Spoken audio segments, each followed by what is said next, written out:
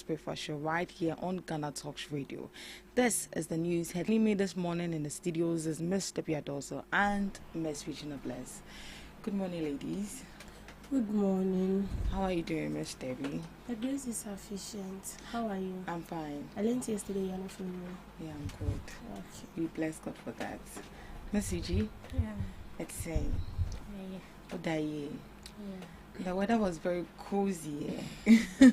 Waking up was a difficulty, but we bless God. We need to save our people, so we are here. Alright, so let's dive into the major news items for this morning. Motorcycle couriers petition IGP over alleged police harassments and road blocks. The Motorcycle Couriers Union of Ghana has petitioned the Inspector General of Police, Christian Tete Yowonu, over what it described as persistent harassment and unnecessary roadblocks targeting motorcyclists, especially delivery guys around the country. In a petition signed by its General Secretary, Timothy Agenwe, the union said while it supports the police in maintaining law and order, current practices such as frequent stops and roadblocks are slowing down deliveries and hurting their business operations. The group also accused some officers of extortion and unfair treatment towards riders, stressing that motorcyclists play a vital role in the delivery sector and the wider economy as a whole. The MCUG is therefore urging the police administration to review its operational guidelines to prevent undue targeting of riders, create a proper system for reporting police misconduct, train officers to better understand the courier industry's role in urban transport and economic activities. The union further requested a roundtable meeting with the police leadership to discuss the concerns and build a more cooperative relationships that balance safety enforcement with business efficiency. So motorcyclists, delivery guys, and those using the motor courier services, they said the police is, harassing them. So they want to have a proper stakeholder engagement with the police to know their do's and don'ts, the documents they are supposed to be holding or whatsoever, because now it looks like even if you have all these requirements, the police also finds a way or maneuver ways to just harass them or disturb them, and it's really affecting their business. So they've petitioned the IGP for a roundtable discussion and then know their operation. Do you see it as such, Ms. Regina? Do you see that the police is harassing these courier services? Okay, so I wouldn't say they are the only ones being harassed. Even people with normal motorcycle are being harassed, and most of these people are very young. Even old men, they are also being harassed. I think the last time we spoke to some Okada riders, and one person was like, "Ade kwai no moyema drivers phone kwana." It's not only the law enforcers who harass these people. The drivers also harass these people.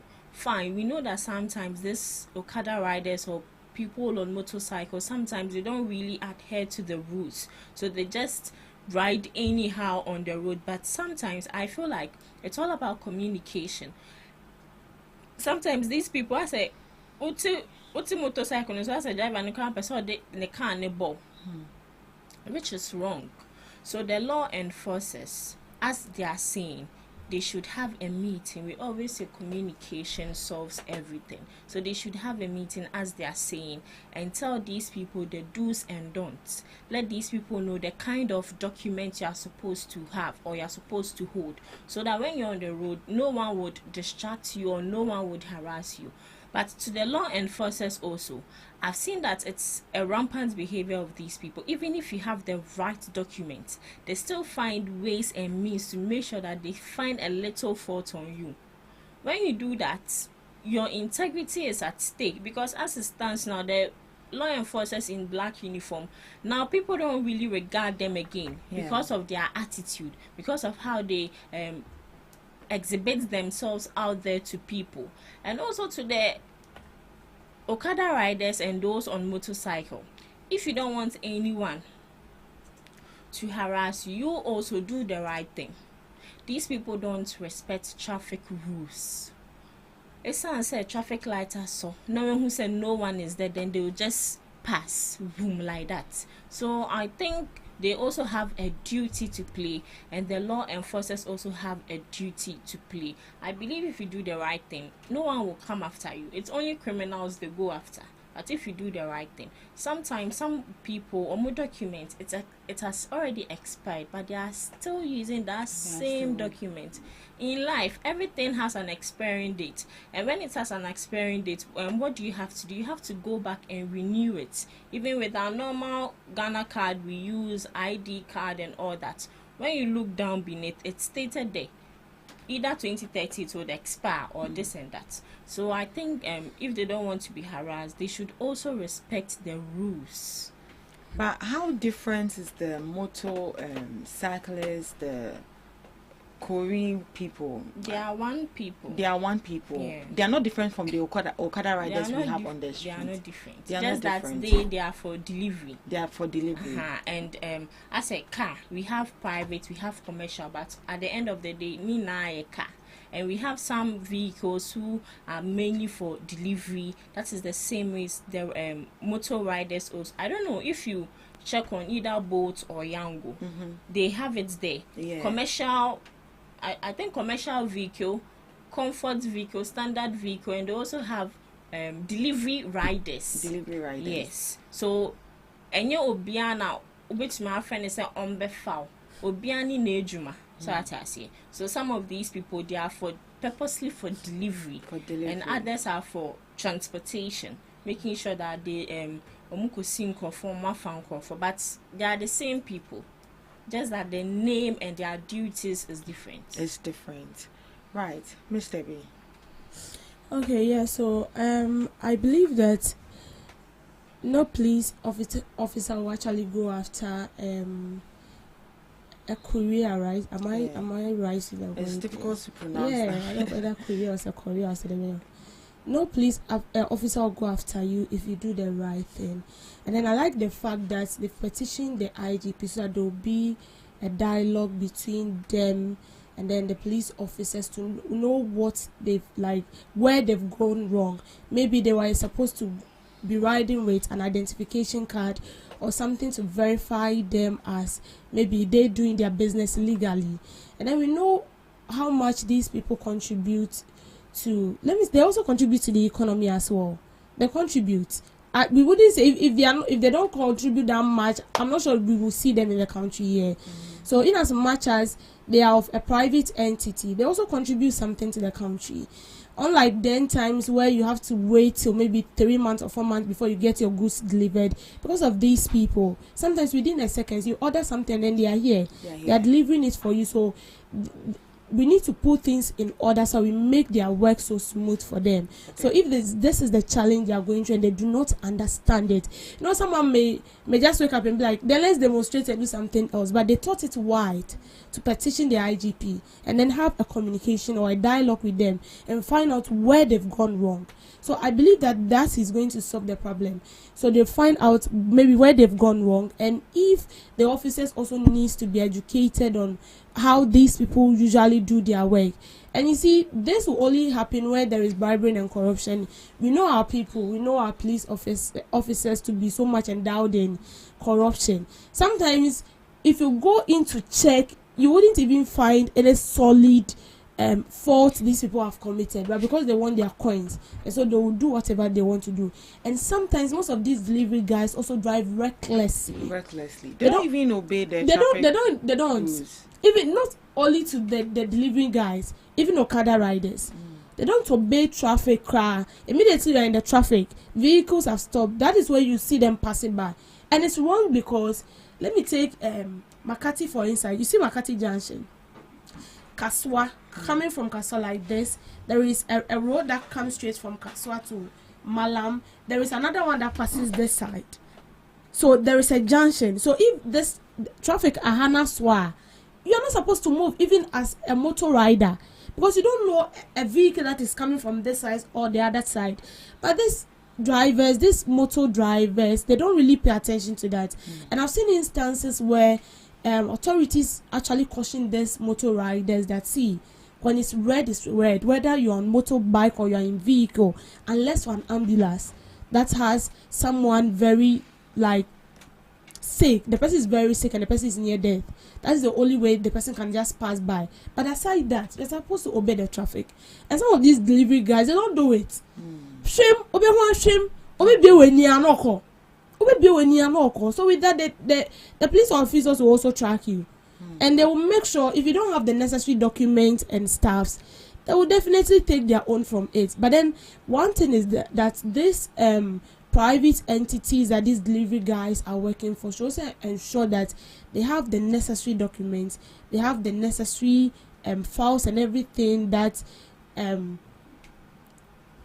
actually brings them out as like they're doing the right thing. Let me put it that way. Yeah, they're doing the right because thing. You cannot be riding and then you tell me that you don't have files, you don't have documents and everything that shows that you don't know what will happen on the way. So I like the fact that there will be dialogue, okay, between these two people. Put their heads together. Maybe the police have identified something they don't know. You put it in front of them. Then you sort yourself out. Simple as that. But in your opinion, what do you think the expected outcome will be? Well, I'm expecting something very positive. Very positive. Anytime there is communication between two people, there is incoming dialogue between two people, I believe it's going to end positive, because that is when you pour out your frustration. That is what this person is doing, I don't like. This is what this person is also bringing, I don't like. So how do we solve it? This is the challenge. Why do you always stop me from doing my work and asking me to bring my files? Why do you always take money from me? And then the policeman will also say, why do you also flout the rules? Why do you also flout the rules? And then or you sort yourself out, and then maybe if there are certain rules they don't know, you let them know. These are the rules. You are supposed to obey and follow them. And then you let them know the consequences of flouting those rules. And I believe by the end, they will do the right thing. If after that and you still want to flout it, and then I won't know because the necessary thing has already been done. Because mind you, these people also generate revenue for the government. Oh yeah, they do. Because upon the interview I saw on social media with some of these riders, they say they pay roadworthy fee, they pay other dues and whatsoever. If you listen to me very well, when I started, I said they add up to the economy. Yeah, they add up to the because economy. they pay tax. The entity they are working for pay tax to the government. And sometimes when you get to certain places, you are supposed to even pay as a delivery guy before you even get access to wherever you are going. So I feel like they are doing well. Like most of these private entity that do this delivery, they most of them are not from this country. Something like Yango, they are not from this country. Like other countries, and almost establish business now.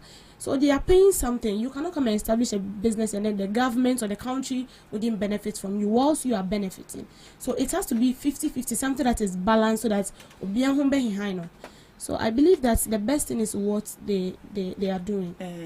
Once they've petitioned the IGP, at least, maybe there are some things that they are doing that they themselves they don't know. But I've noticed that these riders don't like wearing helmets. Number one.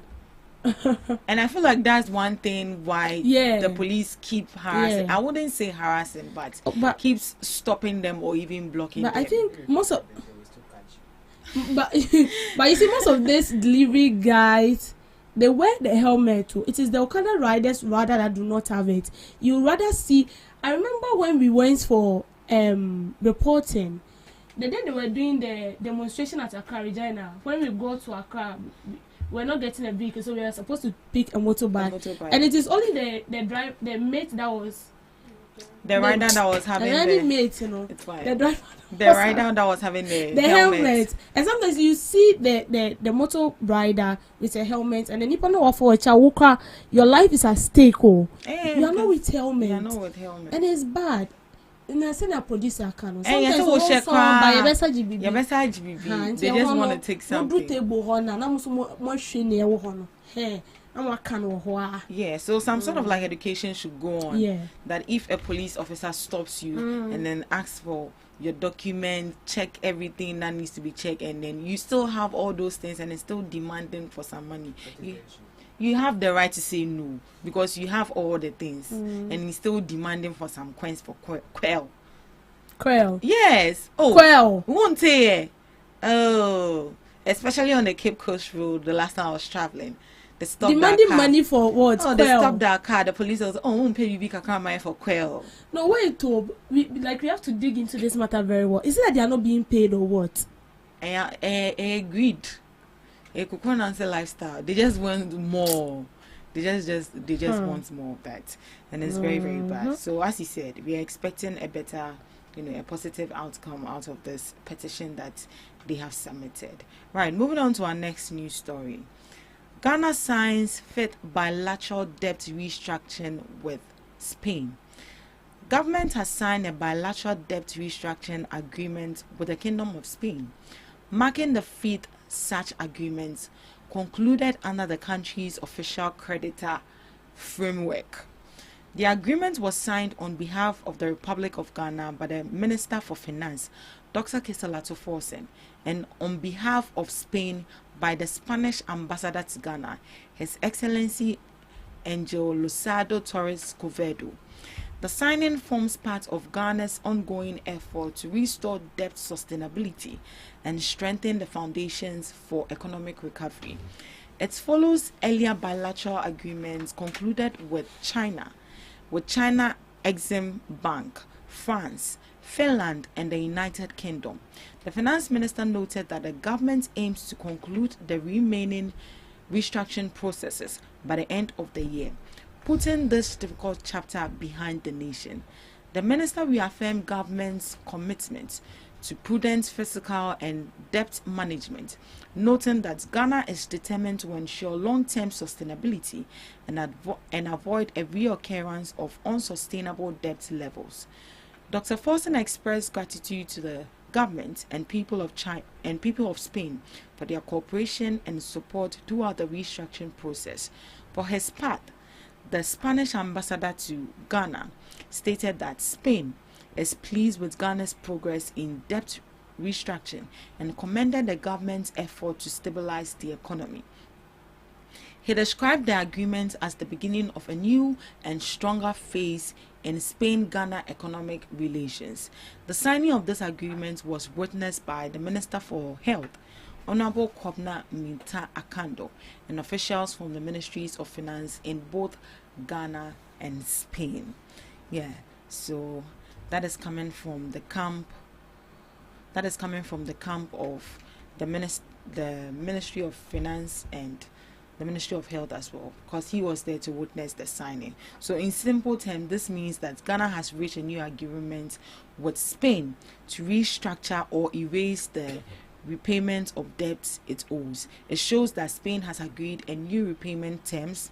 It could be low interest rates or extended payment periods, giving Ghana some financial breathing space to focus on rebuilding the economy. Yeah, so that is it. We are bored and bored. Now they are restructuring our debts. Miss Debbie, what do you make of this? Well, do you think it's a positive step to, help us recover from, from our economy, the bad state? President John Dramani Mahama used the word, I've forgotten. Yeah.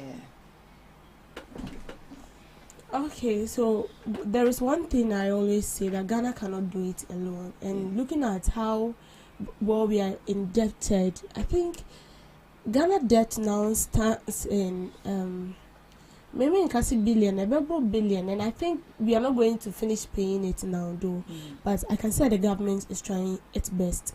And as I said, we cannot do it alone. We have to do with the help of other countries which we feels like they are on the verge of breakthrough when it comes to their economy. And having a bilateral relationship with a country, well, to my understanding, is just like you partnering with a different country And in a way, they can help you because they can actually come into your country to invest. Yeah. They can as well educate you on how to sustain your economy, on how to go about your economy. You don't find yourself in more debt. And so they're having a bilateral relation with Spain. I feel like it's a good one. Okay, it's a good one, and they are going to help. And we know Spain. We know how well they've come, looking at their economy and everything. I wouldn't say that they are too good, but they are good and they're all sure. So if Ghana should have a bilateral relationship with them, I feel like it's a good thing. And it's going to expose us as well as a country. Yeah. And make us attractive to other countries. So they are restructuring our debt. We've actually gone to borrow from them, and then they are restructuring it, as in they are going to make it in a way that is going to be comfortable for us to pay back. So let's say maybe they are going to reduce the interest rate, or maybe the duration that we are supposed to pay that money, maybe they are going to extend it or something. So that is what they are doing. Do you think putting all these things in place is going to even help the economy to recover? And they say recover you. And because my understanding was actually different though, but with this, how are we going to recover? Well, it is still borrowing. Whether you go to borrow and they reduce the interest, whether you go to borrow and they increase the interest, it is still borrowing. Okay, so let's take for instance, maybe if that particular money that we have in place, we are supposed to go and use to pay for the money that we borrowed from Spain, maybe you can invest it into building more schools for senior high schools. I don't get you. So let's take for instance, if they are restructuring our debt and they are reducing the interest rates. Let's take for instance, you borrow 50,000 Ghana cedis for me. The interest rate on it is going to be like maybe let's say 6,000. It's not going to be that much, and then you can actually focus on. So in a way, it's good, but then I feel like it's still borrowing now. Borrow. For the borrowing now, it's still borrowing. Still borrowing. The fact that they are going to consider certain things, yes, it's good, because you know what, one thing that kills a country has to do with the interest rate. I know interest has to do with they give you a duration of time or period you're supposed to pay. When it exceeds, it increases. And that is why our debt keeps increasing. Because we are not able to meet the standard of paying our interest on time. And so with this one, in a way it's good though, but borrowing now, because the debt is still there. The debt is still there. Just that they've given you enough time for certain things on it. And how sure are we that we are going to pay that? Because you're supposed to pay for the actual money and still pay for the interest. Of course. It's not as if you paying for the interest. Now I just cannot as well. So the only thing I'll advise, my little advice, as we are going for it, we should spend it judiciously and use it into something meaningful that we can generate enough income. Because if it should add up to the debt it has already add up, but we can still with this little ones we are going for, being able to pay it and still pay our interest. It's to help it minimize it a bit, although it wouldn't be that much. So my little advice, as you are going for it, and as we are all saying that the reduction in interest rate is going to help us, because it's help the country focus on something like a developmental project that is going to help us as a nation. But it should be spent wisely, and the money should also be projected into a meaningful projects that we are going to gain enough money or enough income to pay our debt to so the generation of one generation. Well, Miss Regina, do you think that debt restructuring is actually a best solution, or Ghana should look for another source of revenue and pay off that debt rather than going on meetings to restructure whilst the debt is still there?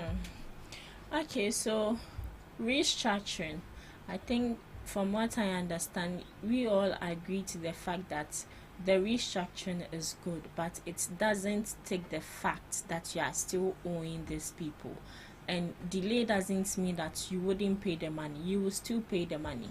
But I think that restructuring it in a way would help the economy, because if you want to use that money to go and pay off the debts, then what else do we have?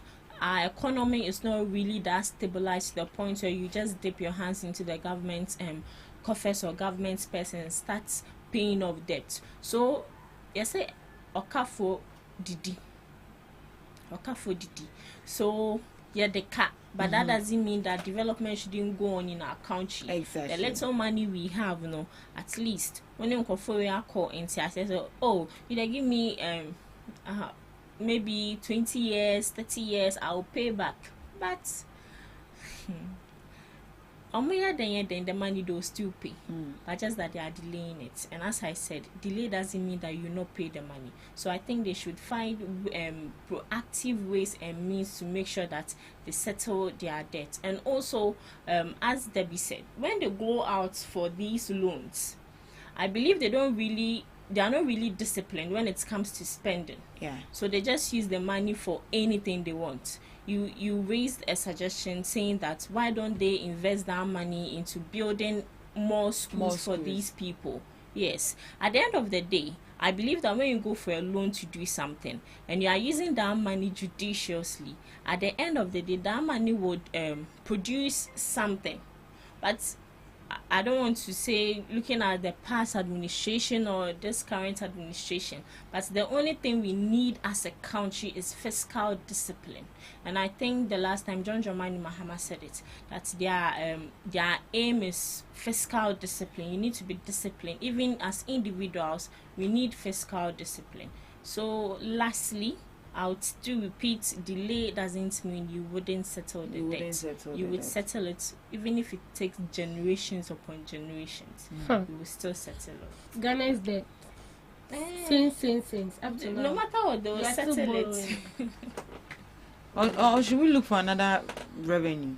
Where? Can you look for other alternative, and that has to do with ourselves. Which is so simple. It's not like that. Don't we have the resources? We have. So why are we borrowing? We are borrowing because 90% of the resources are not being transformed. I'm not being like manufactured into like real goods that we can use in this country.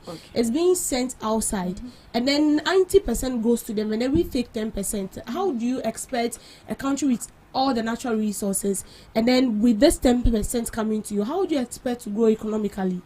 So we can still do something, but it has to start with us, and that has to focus on industrialization. So we focus on that, and the borrowing idea. Buying beer or bus or Becca Chops or Betia a can so we shouldn't believe that person.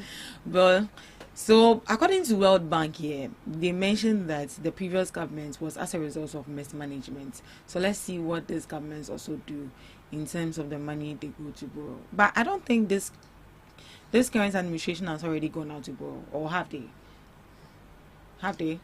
They've gone out to borrow. Yeah, but they've already signed with IMF did that, and we've already spent. I think we have like 60 years, and then we spent 40 out of it. We are on the list. I think But we haven't borrowed yet. We haven't borrowed, but I say I also you borrow now. No, but we haven't heard that they've gone to borrow money anywhere or something. Oh no. No, we haven't heard. No, anything. we haven't heard. Is there? So IMF and my is carrier say no, I'm also you borrow now. So we are already on the list. So it's not as if they should go. They are here, but the trend is coming. The first quarter they anyaje. Aka second quarter they besaje. But do you think the finance minister is doing extremely well in terms of debt restructuring? Because we've seen that he has done that with China, Finland, and other countries as well. He's trying his best. He's actually doing well. We are hoping for the best. Right. All right. So moving on to our next news item. Military needs resourcing not raised in recruitment age in Tim Fojo.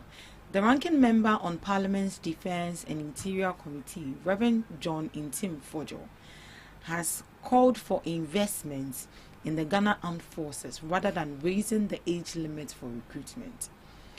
Reverend Intim Fojo stressed that equipping the military with the necessary resources and logistics should be prioritized to enhance operational effectiveness rather than altering recruitment criteria. He said, if there is any core the NDC wants to bring into the Ghana Armed Forces at this point, It is support, it is retooling, it is resourcing, and so that should be the priority we should be discussing. He also added that the Ghana Armed Forces doesn't need a review in its age limits. What they need is resources. They should make releases to them. Goods and services are not being released. They don't have the kind of resources they need to run the way we want them to run.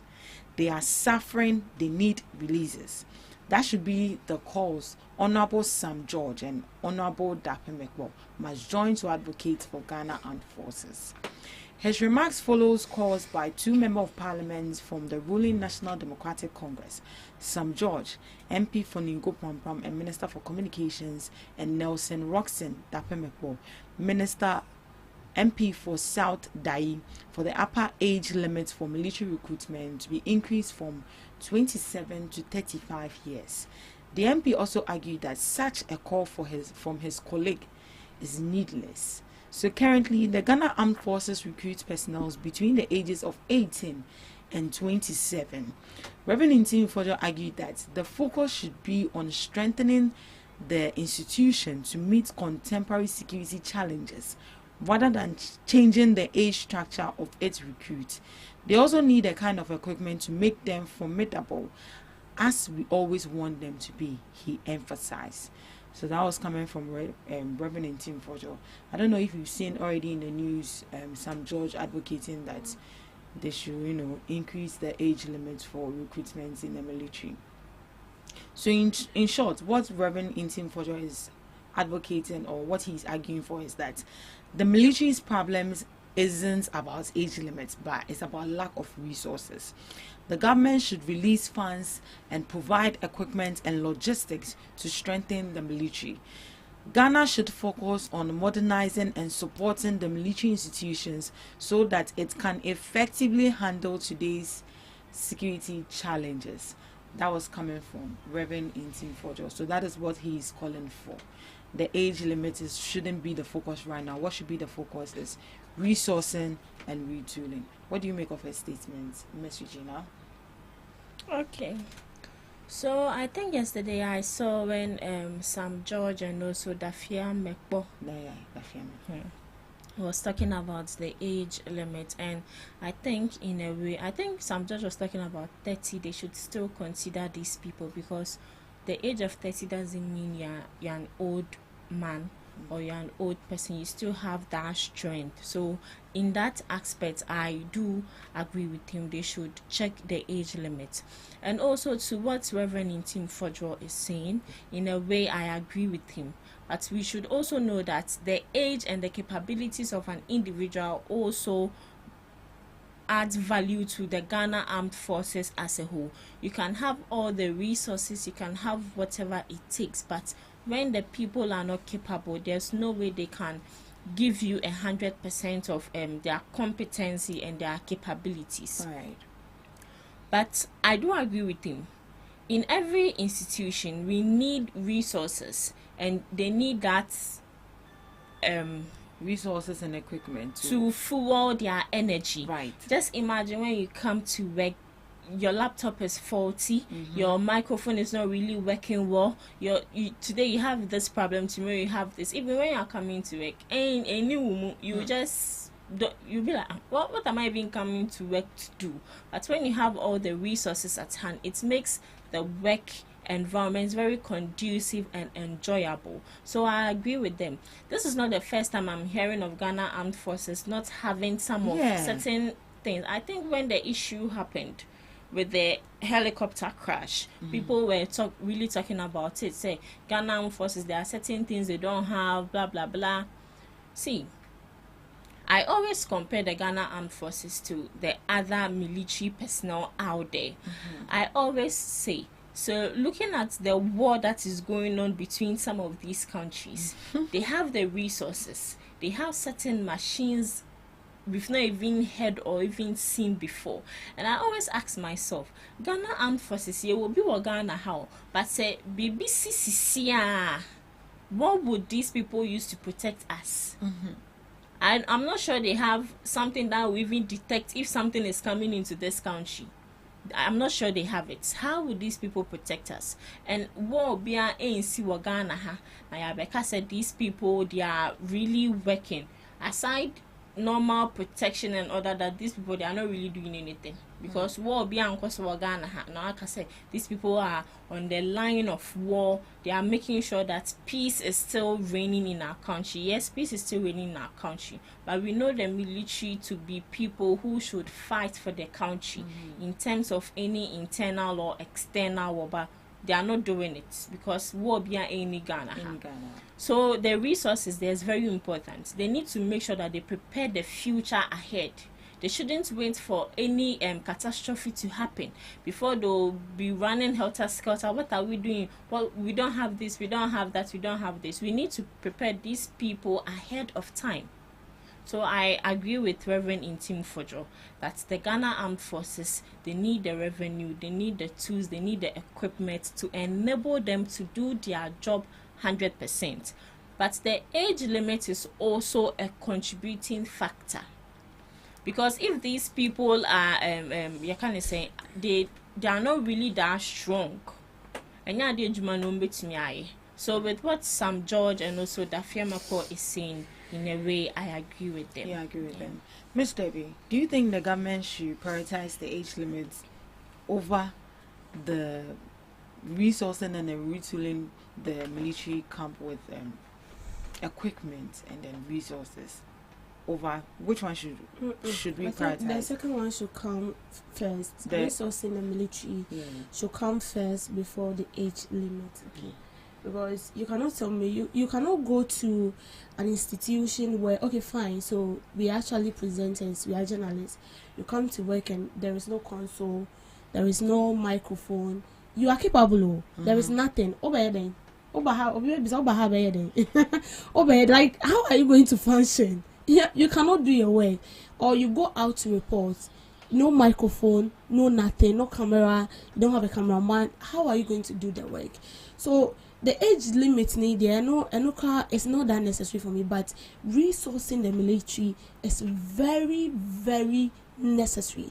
And I can say on the fact that our military as it stands now is outdated.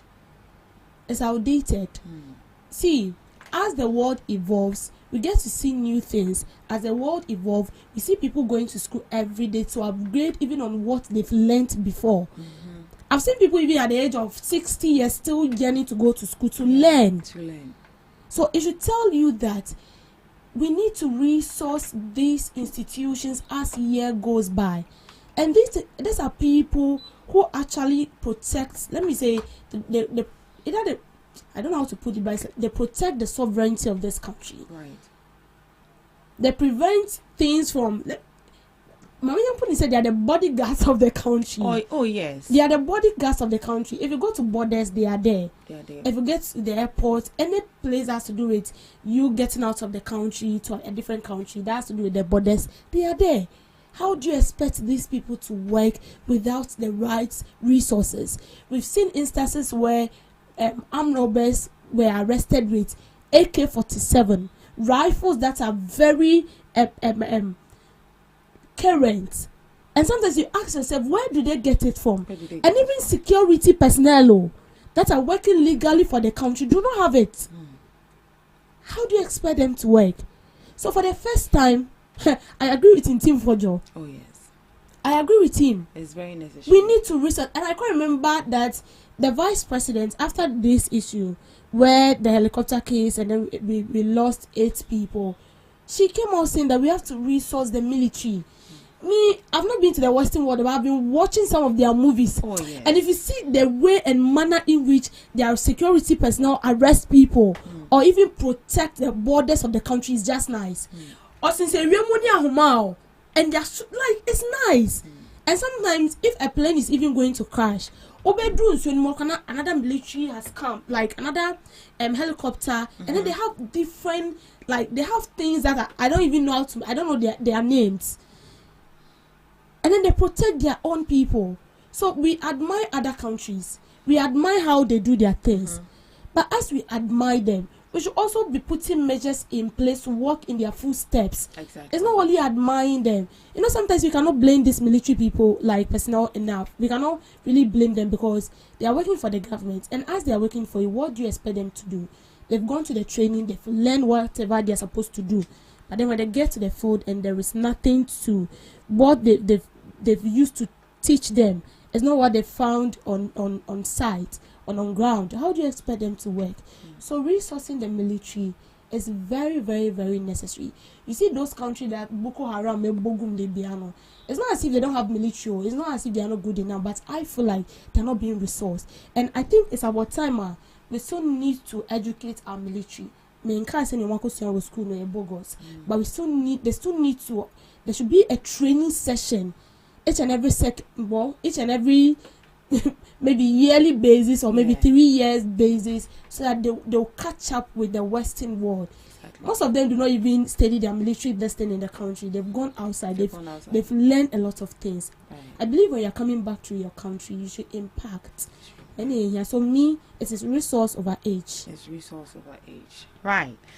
Thank you so much for that beautiful submission, Miss Debbie, Miss Regina. Thank you for joining us on the news headline review. Up next, we have Debbie's Grill.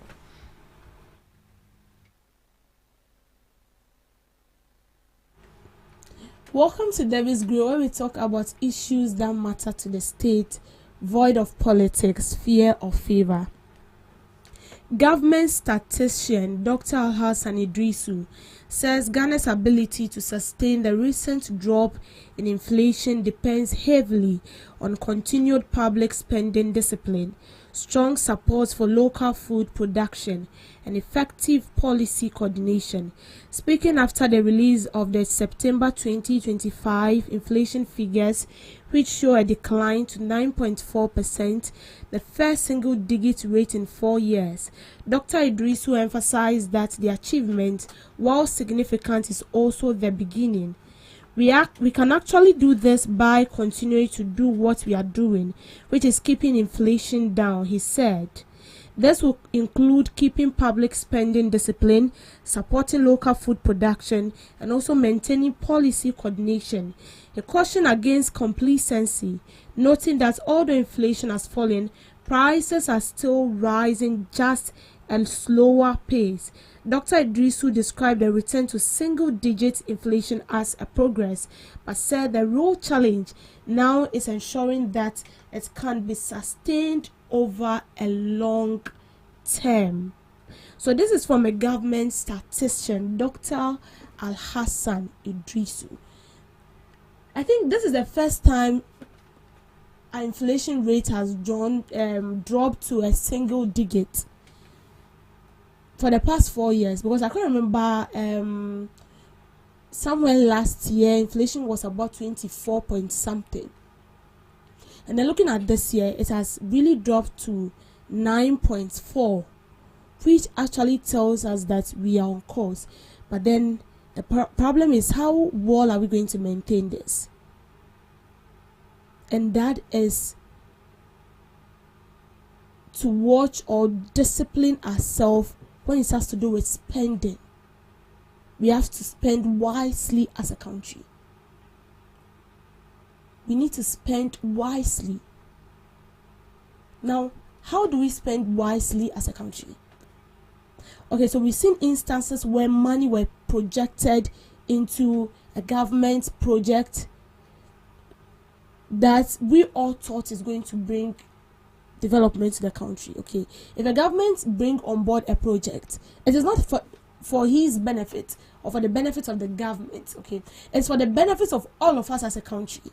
So if the government today stand up and then he says, oh, looking at our health sector, it's bad. Okay, we don't really have good health sectors, and even the ones we have, they are not world resourced. And so this is what we want to do. We want to build more hospitals, and we want to resource these hospitals. Now, it's not about only saying it with your mouth.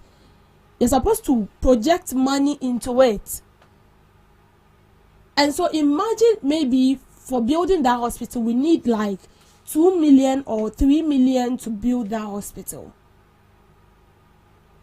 If that 3 million is what is going to help us complete the hospital in a pace of 4 years, then so be it.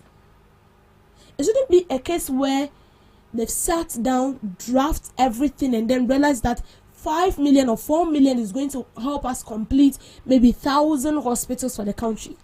And then at the end of the day, you come to tell us that, oh no, we didn't actually do our findings well, we didn't put things together very well, and so instead of 5 million, we are going to spend 20 million. And also in a case where we've thought of bringing up a project to help the good people of the country, the money have been allocated to that particular project, and then at the end of the day, the project is nowhere to be found, the money cannot be retrieved. When it happens like that, we are losing as a country. So we are losing as a country. And that is not going to help us stabilize the economy as we thought of. And I'll say that is our biggest problem as a country. We don't know how to spend judiciously. We don't. And I feel like we are so eager to bring out policies without thinking twice about it. Oh, what we do is, oh yes, this is going to help the country, and then we put it on board. And you see, all this happens because, I'll keep on saying this, we don't have a national plan. We lack it. We don't have a national plan. It was during Nkrumah time I got to know that there was a national plan.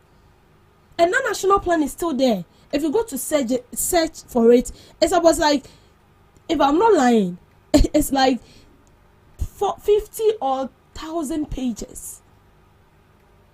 National plan for Ghana during Nkrumah's time. And it details everything from education to health to road, everything that has to do with infrastructure, and how well they are going to go about it. And looking at the project and the kind of money that we can allocate to that kind of project, the year is supposed to end, and how much revenue that particular project is going to generate for the country. And because we lack national plan, every government that comes on board wants to bring out a manifesto. I'm not saying bringing out a manifesto is bad. Every government wants to bring out something new. But you see, this has been so consistent that when they bring out a new policy, they don't finish it. But that policy they are bringing on board, or that initiative they are taking of building infrastructure or road or whatever it is for the country, they don't finish it. But money has also been allocated for it. We can't find the money. The project is nowhere to be found. And it comes hitting hard at us as a country. So now that we are seeing a stability of the economy, although it's not well felt when it has to do with our normal living, inflation has reduced. That is the fact. And we can equally tell that the cedi to the dollar is stabilizing, although it's not stable. And although we are not really feeling the impact, but the fact is, it has dropped. How do we sustain it?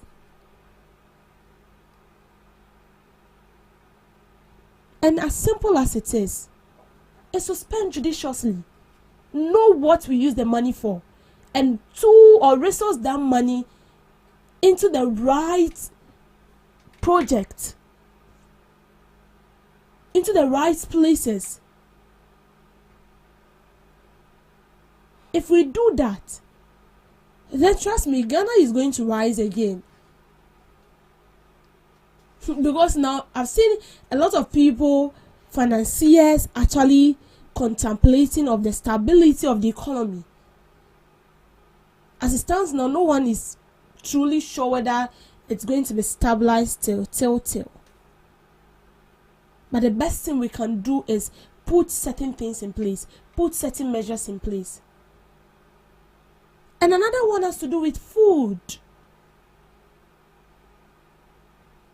We eat every day. We purchase food every day. And trust me, God has really blessed us. If you go to some regions, we are blessed with a lot of, local food. When you go to some regions, they are blessed with fruits. When it has to do with banana, pawpaw, coconut, orange. And then if you head to some communities, it has to do with cereals, rice, maize.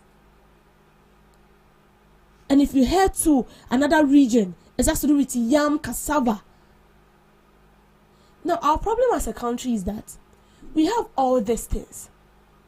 We do not have factories to manufacture this raw materials or this raw goods we have into finished goods for us to use. And so that is why I understand the farmers sometime back when they were calling on the government to come and buy their foodstuffs. And the government has actually used to their calls, buying it and then distributing it to senior high school so that it will be used to prepare meal for the free senior high school students. But that is not going to solve the problem. It would have been nice. So let's take the OT region for instance. Yam is very dominant there. Yam, cassava, very, very dominant. So imagine they have a factory there that produces, we use this yam, produce maybe something that is going to help us as a country and preserve it. And instead of us importing these things from other countries, we buy it from our own local sources. Are we sure when we do this, there wouldn't be stability on the economy? There will definitely be. But in a case where we produce all these things and then we still have to import things from other countries, then what are we doing to ourselves? I've seen a video where a farmer said they've harvested over 1,000 bags of rice and they're not getting buyers to buy it. And anytime they call their customers, they'll be like they are importing from other countries.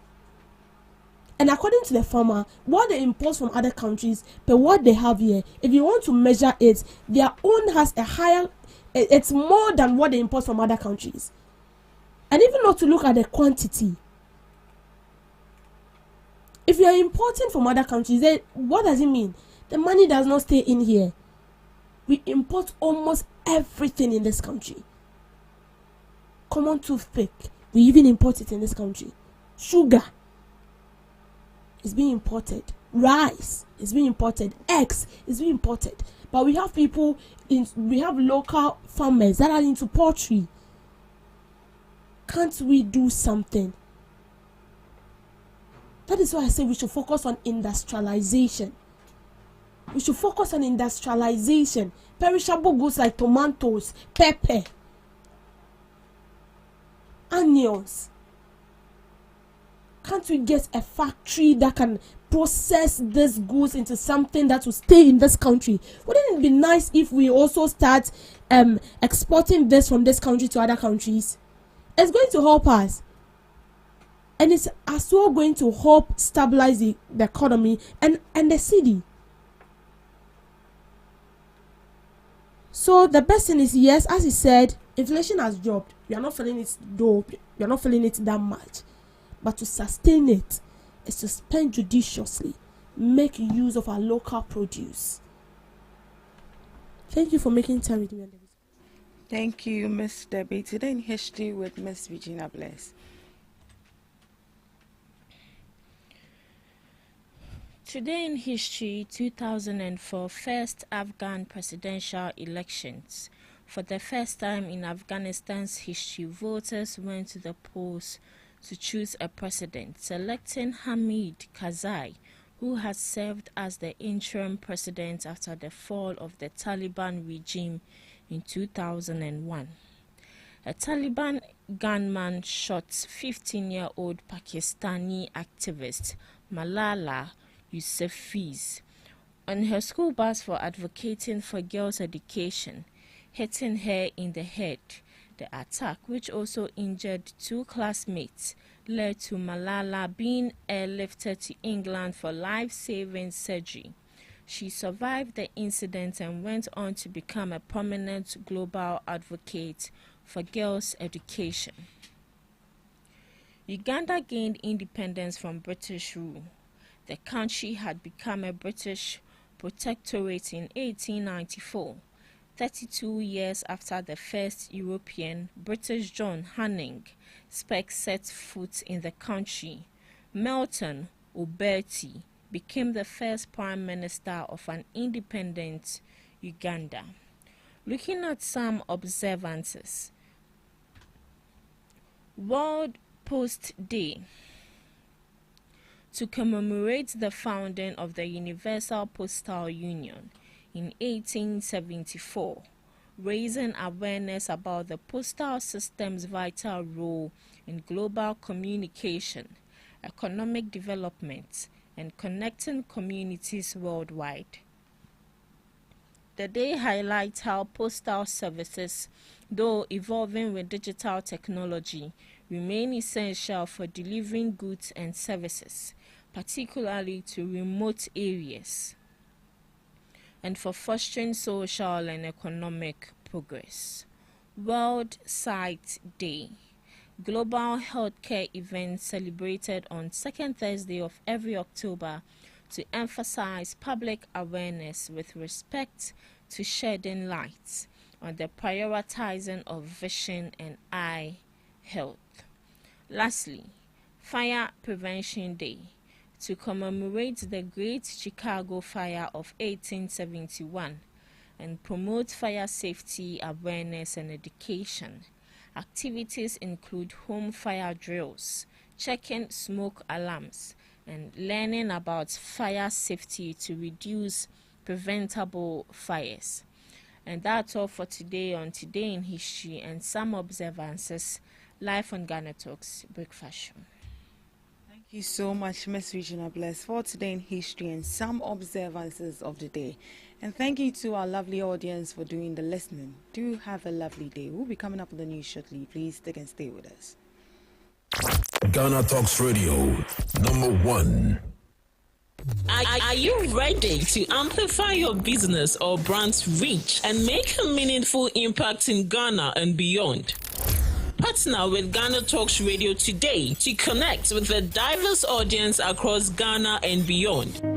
Elevate your brand through on-air promotions and social media. Boost your brand during prime time. With GhanaTalks Radio, you can extend your reach across digital platforms. GhanaTalks Radio is not just a station, it is a community hub where your brand becomes part of the conversation. Join us in fostering connections, celebrating culture, and making a lasting impression. For customized sponsorship packages and enquiries, email contact@GhanaTalksRadio.com or call +233 202 544614. GhanaTalks Radio, giving the youth a voice.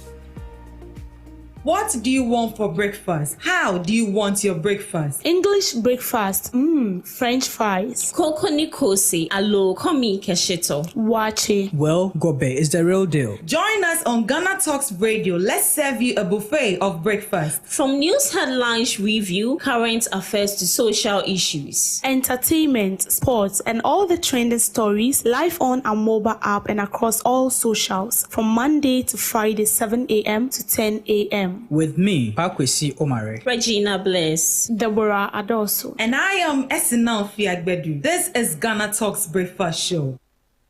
Are you ready to amplify your business or brand's reach and make a meaningful impact in Ghana and beyond? Partner with GhanaTalks Radio today to connect with a diverse audience across Ghana and beyond. Elevate your brand through on-air promotions and social media. Boost your brand during prime time. With GhanaTalks Radio, you can extend your reach across digital platforms. GhanaTalks Radio is not just a station, it is a community hub where your brand becomes part of the conversation. Join us in fostering connections, celebrating culture, and making a lasting impression. For customized sponsorship packages and enquiries, email contact@GhanaTalksRadio.com or call +233 202 544614. GhanaTalks Radio, giving the youth a voice.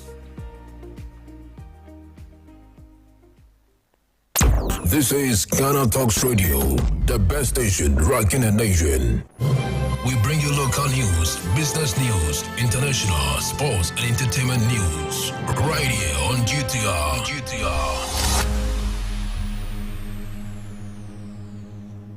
Welcome to the morning news on GhanaTalks Radio. President Mahama to punish public officials responsible for financial losses. Ghana boosts security with 10,000 CCTV cameras nationwide. Ghana cracks down on social media misinformation. Government targets cervical cancer with human papillomavirus vaccine rollout. These and many more coming up your way shortly.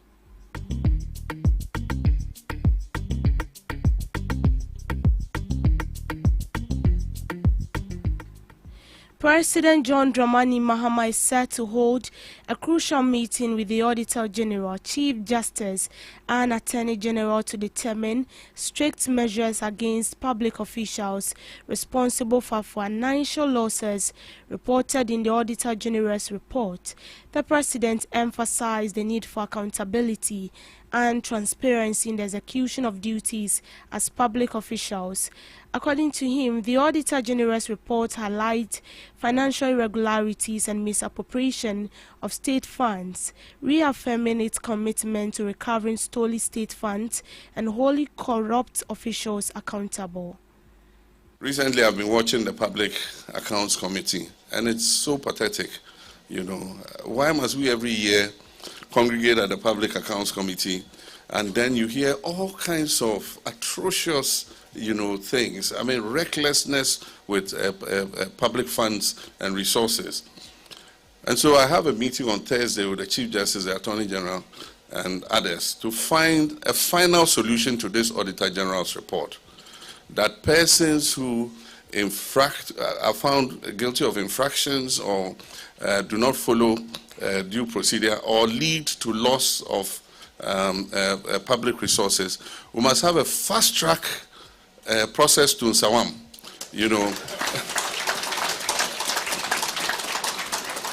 Fast-track, before you see you in Nsawam, 6 months.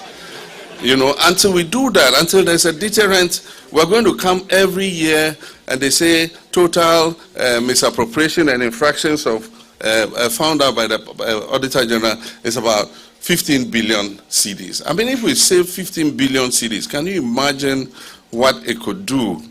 And so we're going to have a meeting, we're going to brainstorm. We've not fully implemented the constitutional provision. There's a part of the provision that says after the Public Accounts Committee has sat on the Auditor General's report, Parliament must set up a committee. What we don't know is whether it should be a parliamentary committee or it's a committee not necessarily made of parliamentarians to implement the findings of the Auditor General. Right now what we use is the the ARICs. Every department is supposed to set up an ARIC. But once they've come from the Public Accounts Committee, virtually nobody follows up on what the recommendations that were given. And so the Audit Report Implementation Committees are not working. And so we must find a way where we are able to create a deterrent until people know that you can be held responsible for these things that you do. They'll continue to do the same thing. And so after Thursday, I'm sure we'll come up with some way where persons who are culpable of misusing the resources of the people will be held to account so that others, do not follow suit. Was from President John Dramani Mahama. National Security Coordinator COP Osman Abdul Razak has announced that over 10,000 CCTV cameras have been installed nationwide to enhance surveillance and crime prevention efforts. This initiative is part of a broader national security strategy aimed at improving responses to security threats. The CCTV cameras have been installed in regional and district capitals across the country to ensure comprehensive surveillance. The NSB has a growing network of cell towers across the country and has installed over 10,000 CCTV cameras nationwide, and we intend to expand this. We intend to expand this surveillance and deter crime. I am pleased to announce that the Eastern region will be a core part of this future expansion of the critical infrastructure. The data and capabilities generated by this asset in the Eastern region will be analyzed right here in this very facility making Koforidua a key node in our national security network. A facility of this sophistication requires a workforce of equal caliber. We recognize the immense talent that abounds in the eastern region, Koforidua, and the eastern region boasts of bright graduates from several tertiary institutions who are tech-savvy, youth with innovative minds. The human resource we need are right here. Therefore, the NSB leadership should make it a priority to recruit and train talented individuals directly from this region. The Signals Bureau is intensifying its efforts of online platforms to detect and contain misinformation campaigns in real time. According to the Director General of the Signals Bureau, Dr. George Ataboaten, his outfit is actively monitoring on TikTok and Facebook to track individuals who spread false information intended to cause public unrest. He cautioned that those found guilty of spreading misinformation will face prosecution, emphasizing the need of verifying information before sharing it online. I must also say that those who hide behind TikTok and Facebook to spread misinformation and disinformation, to incite violence, to cause anarchy and chaos, we will come after you no matter where you are. Initially, it used to take us 24 hours. Now it's coming down to 12 hours. No matter where you are, we'll find you. Our record speaks for itself. Through coordinated international efforts, our offices rescued 2 Ghanaian women who were kidnapped in Nigeria. Here at home, our surveillance and intelligence teams successfully dismantled and arrested members of a cyber fraud syndicate in Wa, Wenchi, and Techiman that had duped a prominent chief more than 1 million cedis. These are not just operations, they are real stories of life saved, justice served, and trust restored. Health Minister Kwabena Mensah Kando debunked misinformation surrounding the human papilloma virus vaccine, emphasizing its safety and effectiveness in preventing cervical cancer. He urged parents to vaccinate their daughters aged 9 to 14 years to protect them from the deadly virus. The vaccine has been approved by the World Health Organization and Ghana's Food and Drugs Authority, proving it as a safe measure against the virus strains responsible for most cervical cancer cases. According to the Ministry of Health, Ghana records approximately 3,000 new cervical cancer cases annually, resulting in around 2,000 deaths, mostly among low-income women. The health minister emphasized that early vaccination offers the best protection against cervical cancer, while urging parents to encourage their daughters in receiving the vaccine. You agree with me that anytime there's introduction of any new vaccine, then the conspiracy theories start. And it has already started. Let me assure you that this HPV vaccine is safe, it is effective, and Ghana is not the first country to administer HPV vaccines. At best, we are joining other African countries like Rwanda, like South Africa, like Botswana, and this vaccine has been approved by our FDA and WHO. This is just the beginning of His Excellency John Dramani Mahamad's free primary health care. To give preventive health care its real meaning. Many a times we go to the hospital when we are sick, but most of these diseases can be prevented.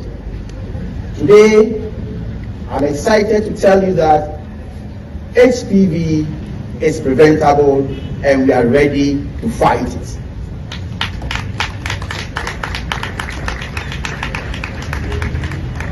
parents, caregivers, please, with the greatest of respect, let's support and bring our children, our girls, aged between 9 to 14 for this vaccination.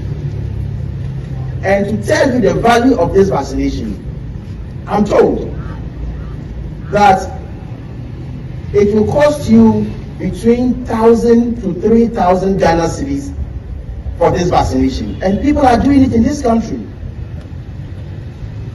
What it means is that the vulnerables and those who cannot afford it have been left out.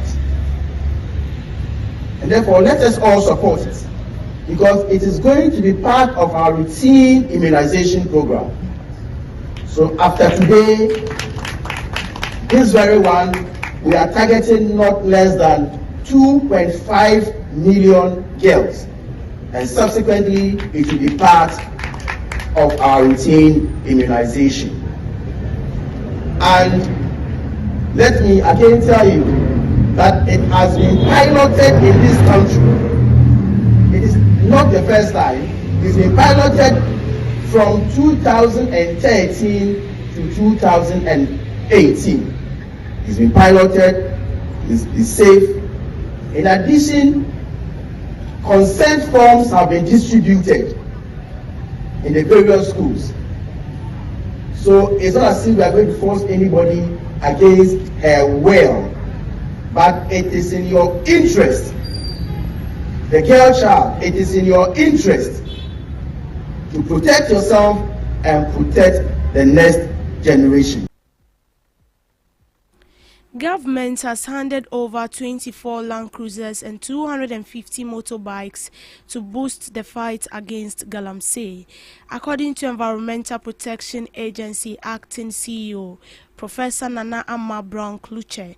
The logistics will support agencies including the Forestry Commission, Minerals Commission and Water Resource Commission, reaffirming President Mohammed's commitment to ending galamsey.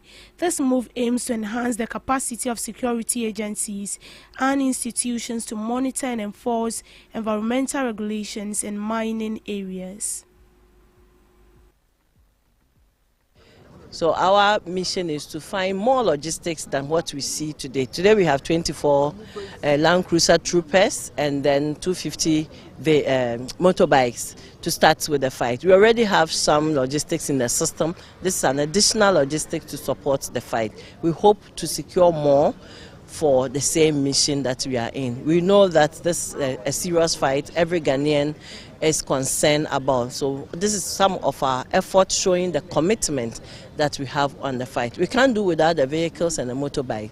So these logistics are to support our efforts. So we have the Environmental Protection Authority, Forestry Commission, Minerals Commission, we have the Water Resources Commission and Geological Survey.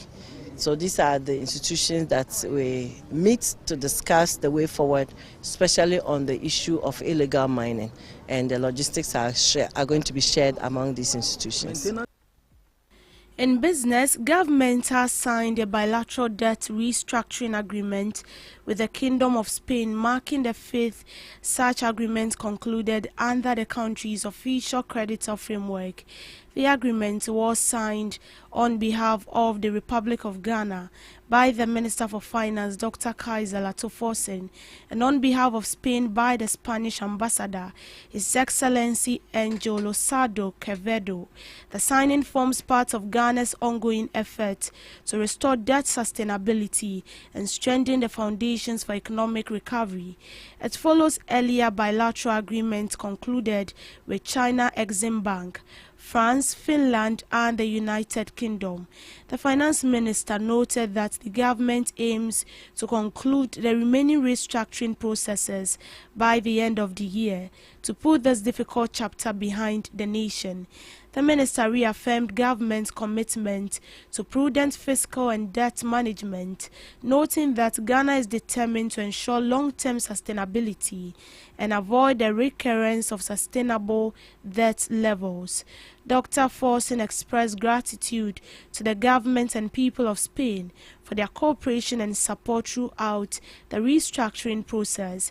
He described the agreement as the beginning of a new and stronger phase in Spain and Ghana economic relations. The signing of this agreement was witnessed by the Minister for Health, Honorable Kwabena Mintah Kando, and officials from the Ministries of Finance in both Ghana and Spain. Yango Ghana, part of global tech company, in collaboration with Box and Kofa, has announced a groundbreaking partnership aimed at scaling the adoption of electric vehicles among partner couriers operating on the Yango delivering service. The initiative underscores the company's shared commitment to advancing environmental sustainability within Ghana's fast-growing logistics sector. Through this tripartite partnership, Yango will leverage its expensive delivery network, Box will provide a pay-go offer for e-bikes, and Kofa will supply cutting-edge electric bikes and battery swapping infrastructure to power the transition to cleaner and cost-efficient transport. This collaboration represents a pivotal movement for sustainable mobility in Ghana, said Emmanuel Kodri, a country manager for Yango Delivery in Ghana. As part of the program, Yango partner couriers will have access to GD e-bikes and also benefit from free servicing and exclusive incentives, ensuring higher earnings and operational efficiency. The GD e-bikes are co-developed by Kofa to meet the specific demands of African riders, offering petrol-beating performance, enhanced safety, and up to 30% lower running costs, while contributing significantly to the reduction of carbon emissions. Box, a leading company in providing access to essential products focused on clean energy and e-mobility solutions, will enable couriers to own GD bikes through flexible pay-go. This initiative is expected to significantly reduce Ghana's logistics-related emissions while improving cost efficiency and reliability for couriers.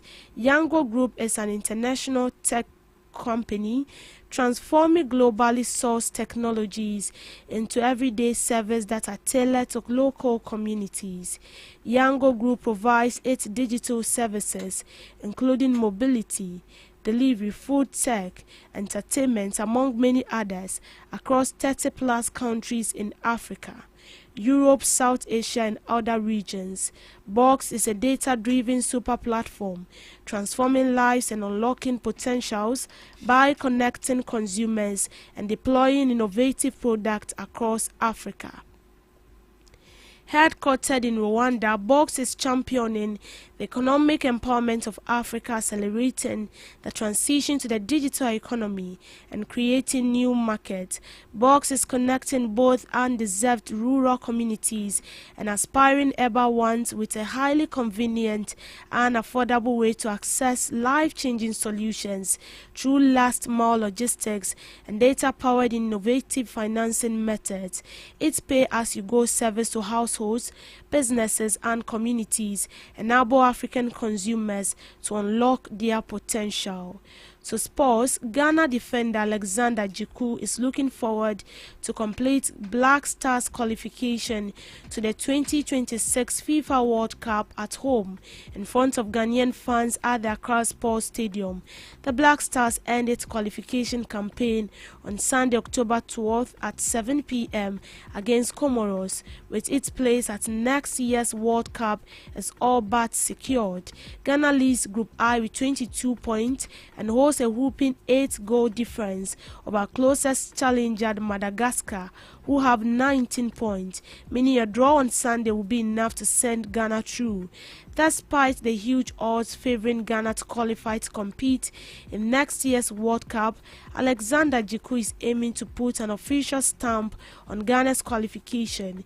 Jiku scored in Ghana's 5-0 win over Central African Republic in the Black Stars' penultimate qualification game. Jiku also scored in Ghana's 1-0 win over Mali in the previous round. Solid performance today, not done yet. We finished at home on Sunday, he wrote on his Twitter page after the emphatic win over Central African Republic. Jiku featured for Ghana at the 2022 World Cup and is in line to compete in the World Cup for the second time in his career. In showbiz, up-and-coming high-life artist Kofi Stenlex has signed a Boadi Management Service Limited, a move that marks a major milestone in his music career. The unveiling ceremony took place on October 3rd at the Revolve Plus office at Mile 7, Achimota Estate. Stenlex introduced his new single, Kwadonto, a high-life tune that explored themes of heartbreaks and resilience. He described the song as a blend of contemporary sounds and traditional high-life elements. The management shared how they discovered a young artist. Kwame Emmanuel, a representative of Boadi Management, recounted that Stenlex was working as a commercial driver with a ride-hailing app when his talent was accidentally discovered. Although the label did not disclose the details of the contract, including its duration, they expressed strong confidence in the partnership. Kofi Stenlex also shared the excitement of his new journey and the inspiration behind the song. Stenlex has already begun earning attention for his distinctive high-life song, with Kwadonto adding to his growing collection of songs that showcase his storytelling and vocal prowess. His earlier works include Medase, Enije Nkwa, and Odo Nyom, which highlights his ability to merge Ghana's classic high-life rhythms with modern flair. That's how we end it on the morning news broadcast. Do what to log on to all streaming platforms, as well as logging onto our website at www.GhanaTalksRadio.com for more news updates. I am Deborah Adosu. Do have a good morning.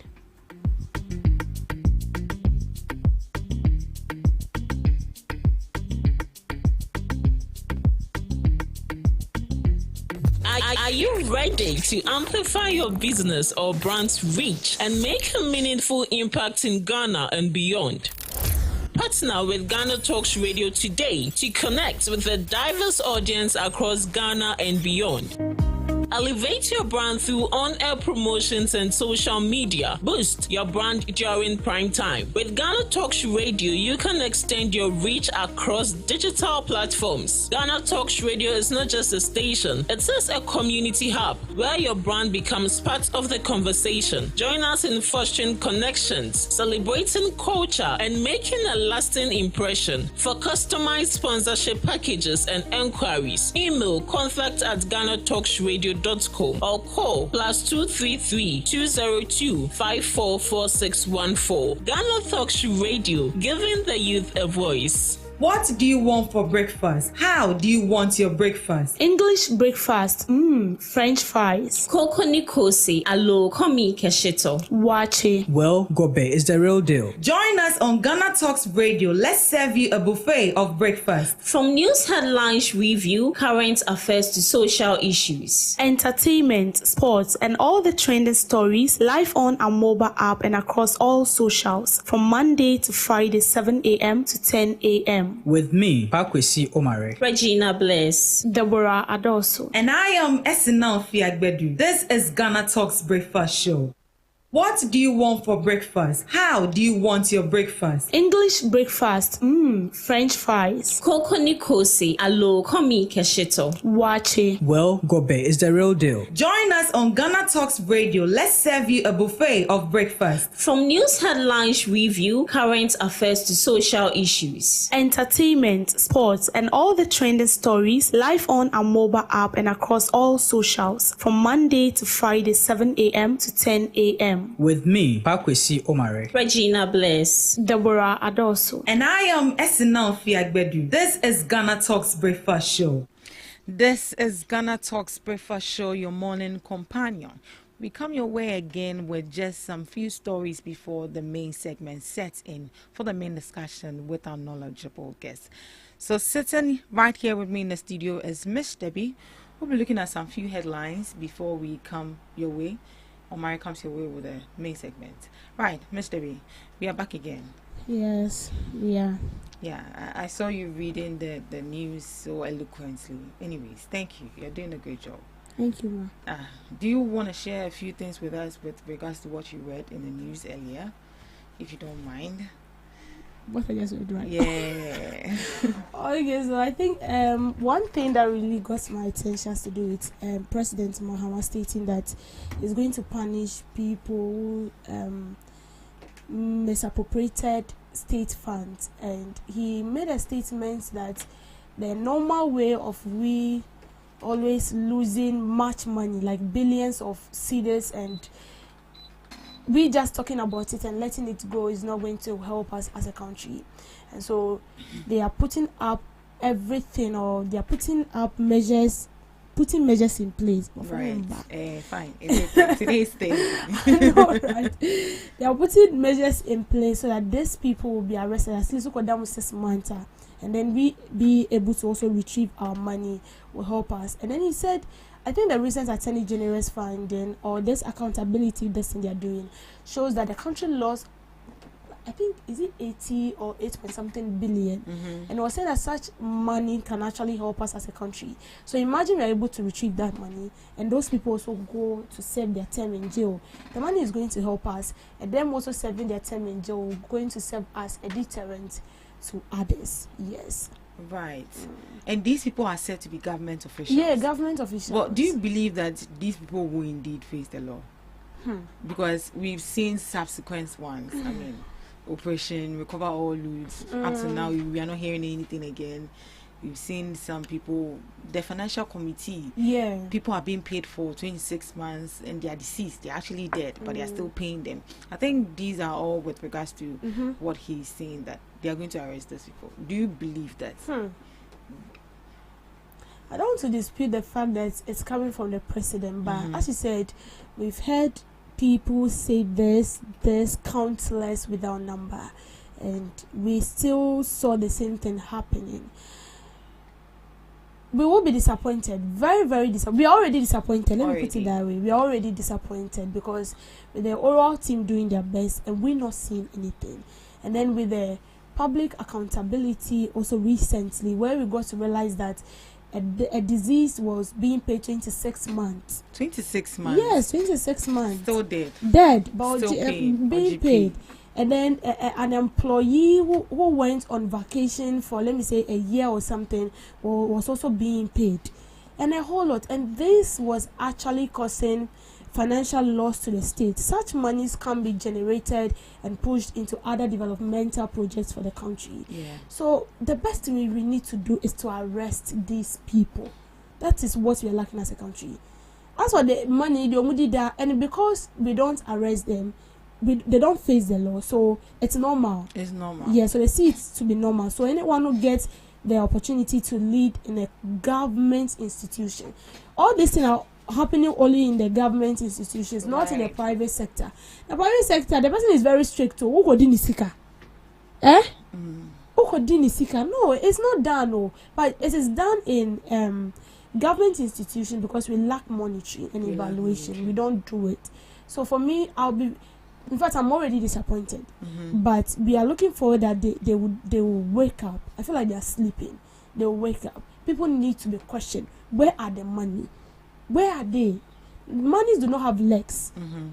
And you can't tell me that money can vanish. If you place your money here right now and you tell me, oh, Deborah, I'm going home, and then you come back and the money is not there, won't you think that one of us picked the money? Right. Would you believe that the money flied?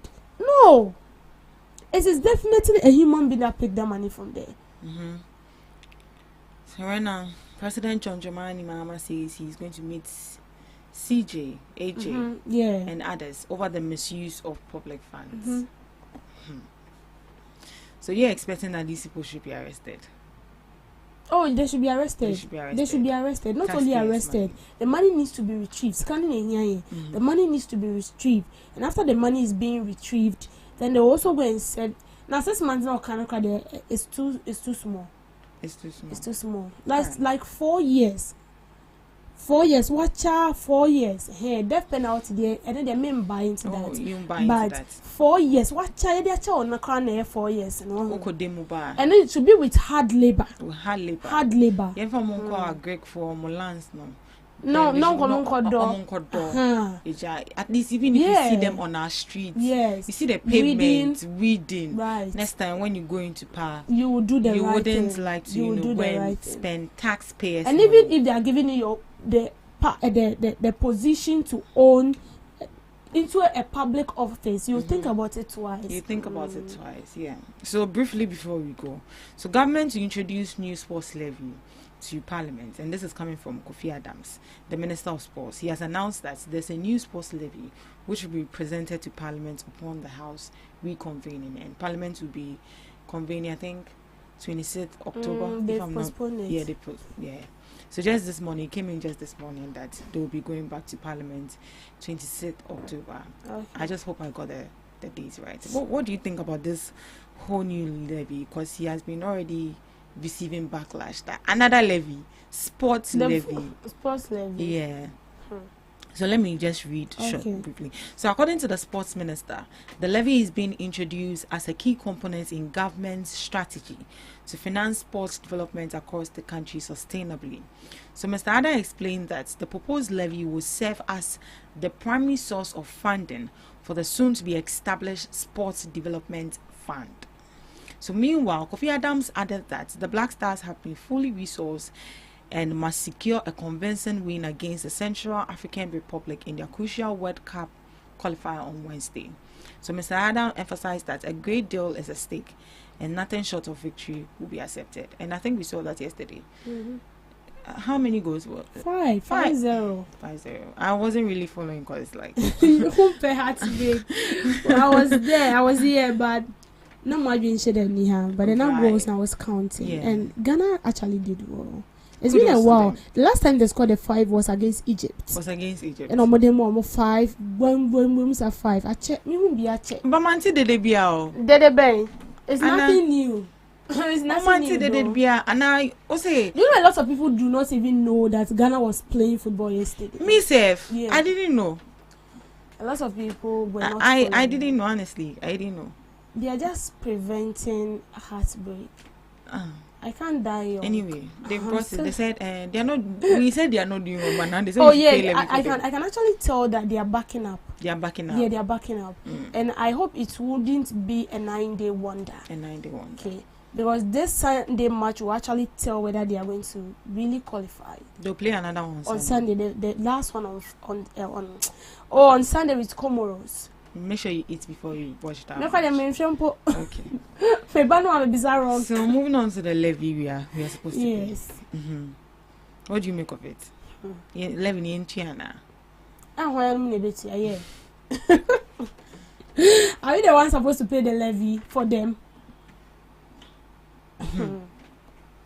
Well, most of these players actually complain of them not being relocated for, in terms of money and stuff and a whole lot of that. And then we've also seen instances where government has really invested into these players money, because when they go out to play in other countries, they don't go on their expenses. It's at the expense of the government. The government, even where they'll sleep, the hotel they book, the government pay for it. They are feeding, the government pays for it. And even I believe every country does this. When your country is going to play with another country, there is a reward via ADC war.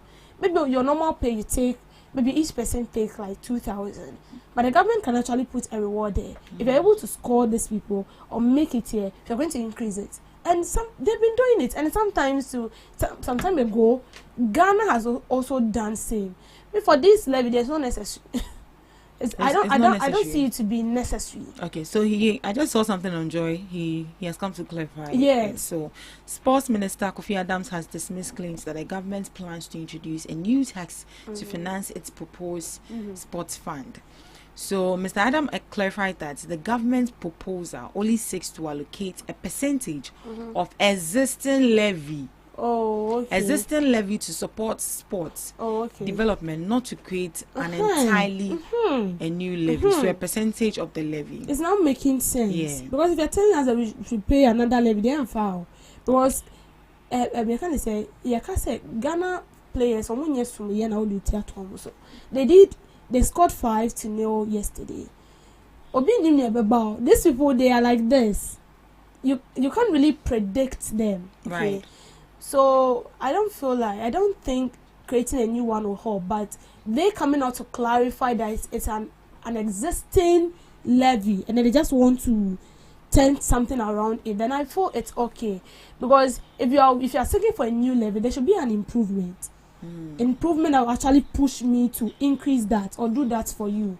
And you scoring a day doesn't mean that you will do it continuously. When we see consistency in what you do, then that one, not even the government, we the people will actually be calling on the government to do that for you. Right. So he said something that really got to me. He said betting tax was misused. It should have been used to build the sport, but not plug budget holes. Me, I wanted to ask, so the betting tax that they were taking, what did they use it for? I think that one should go to the previous way. Because this government came not quite long. Okay, fine. We're not politicizing it. Okay? Right. We're not politicizing Good. it. They were taking this betting tax. So it's supposed to go directly into anything that has to do with football. So the question as you ask, where is the money, or where did the money go to? What did they use the money for? That is it. What did they use the money for? Because if they are complaining, it doesn't make sense. The tax you are taking on bets, it's actually because you want to project it into something. And so if you are not seeing it, then what is the essence? And it's not only about the betting tax. You know, this betting companies also have a reward for these people. They also have a reward for these players, not only the players, the team as well. And even the government also has its part. The government also has its share. And so if you're taking the best start, then I think that question should rather be channeled to the Ministry of Sports. They should be questioned. The Ministry of Sports should be questioned. Because betting tax, it will go directly into the coffers of the Ministry of Sports. So we should question them what they use the money for. They should come and account to us what they really use the taxes they've been taking on bets. Do you think these people are willing to come back and explain and be transparent and be accountable for the money they use? And you see, that is the problem. That is the problem. And you will even be shocked to know that the taxes they are taking and with the things they are stating on paper that they are using them for, that is not what they are doing. And if you look at Ghana, we don't really have a nice, stadium that actually it's a qualified one or the standard of FA. So if we are taking all those monies and we still don't have things like this and we still struggle, then what is the essence? So I think the questions should go directly to the sports ministry. They have to come and answer to us and tell us what the money has been used for. But I think I totally agree with him that those money should have been used to they should have been used for something. Sort of resource the sports sector. But our people, if you look at our pitch, our football pitch, it's very bad. And I'm very sure that is why sometimes you don't even hold some of the football matches right here. Yes, that's what I'm saying. It doesn't meet the standard. It doesn't at all. I think yesterday during the commentary I got to know yesterday's match they played it at Central Republic, right? Was it what producer? Morocco. Oh, I was told that the whole Africa they have the best stadium when it has to do with playing. Everything is on point. Right. We can equally do same, but can you won't be a effort. Anything. Anyways, thank you so much for joining me on the Just By The Way and looking at some few headlines. We'll be coming your way with a main discussion. Please stick and stay with us. Are you ready to amplify your business or brand's reach and make a meaningful impact in Ghana and beyond? Partner with GhanaTalks Radio today to connect with a diverse audience across Ghana and beyond. Elevate your brand through on-air promotions and social media. Boost your brand during prime time. With Ghana Talks Radio, you can extend your reach across digital platforms. Ghana Talks Radio is not just a station, it is a community hub where your brand becomes part of the conversation. Join us in fostering connections, celebrating culture, and making a lasting impression. For customized sponsorship packages and enquiries, email contact@GhanaTalksRadio.com or call +233 202 544614. Ghana Talks Radio, giving the youth a voice.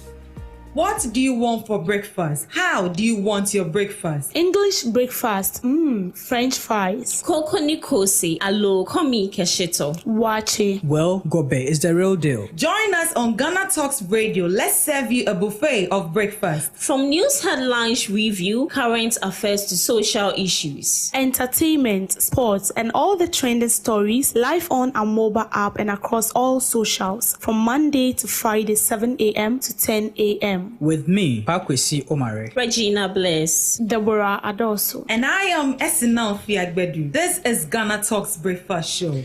This is Ghana Talks Breakfast Show on Ghana Talks Radio. Good morning to you and welcome to the best morning show in the country. My name is Pakwesi Omare and we are back on your airwaves once again this morning to bring you the most delightful conversations you can never have on your airwaves in the country called Ghana.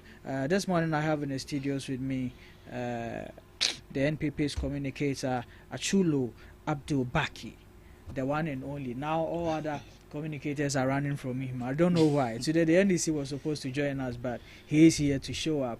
It's giving more more reason to believe that they are now running for Baki. Baki, are you a propagandist? Because last week you were here, yes, and then yes. your opponent couldn't show up. This week, same thing has happened.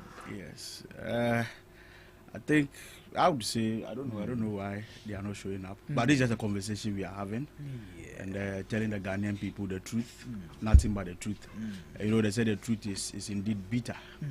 For which I think maybe they are running away from coming to face the shame which with the truth would matter to them. You know, they did a whole lot of propaganda when they were in the opposition, and God being so good, just less than 9 months, they are already facing, they are already having a taste of their own medicine. And for that matter, if you call them for shows, the surprising thing is if you won't come, just say I won't come, so that we know it's a one-on-one program. But if you go ahead and give assurance you are going to come, you let us come here, prepare, and then we are willing and ready to face you people to make sure we have a well-planned conversation, then you don't show up. I think that's very bad. So they should learn how to come and face the truth, speak the truth, and tell the Ghanaian people nothing but the truth. Yes, so moreover, today's topic is not that tedious for them to run away, because this is just a countryside conversation we are supposed to have with regards to our military system and adjustment of age. Also, we were supposed to have a conversation on the NSS new system that has been brought. And again, with regards to the NSB proposal to track people who make certain utterances and then apprehend them. So today's topics were nothing scary for them to run away from. Nothing scary for them to run away from. So I'll just leave it here. But they should learn to show up on programs. If you not come, just say you won't come, so that we know it's a one-on-one program. I concur with that. But I will still find out what you've been doing behind the scenes for them to be running from you. Anyways, I mean, let's get into the conversations right away. Our military recruitment, it has an age limit. I think from 25 years, 18 to 25 years. 25. Yes. Maximum is 27. Okay.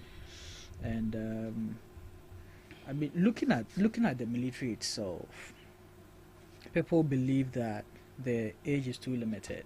So and especially some of the NDC MPs who have begun an advocacy for an extension to the age limit. All along these years, we've had this age being there.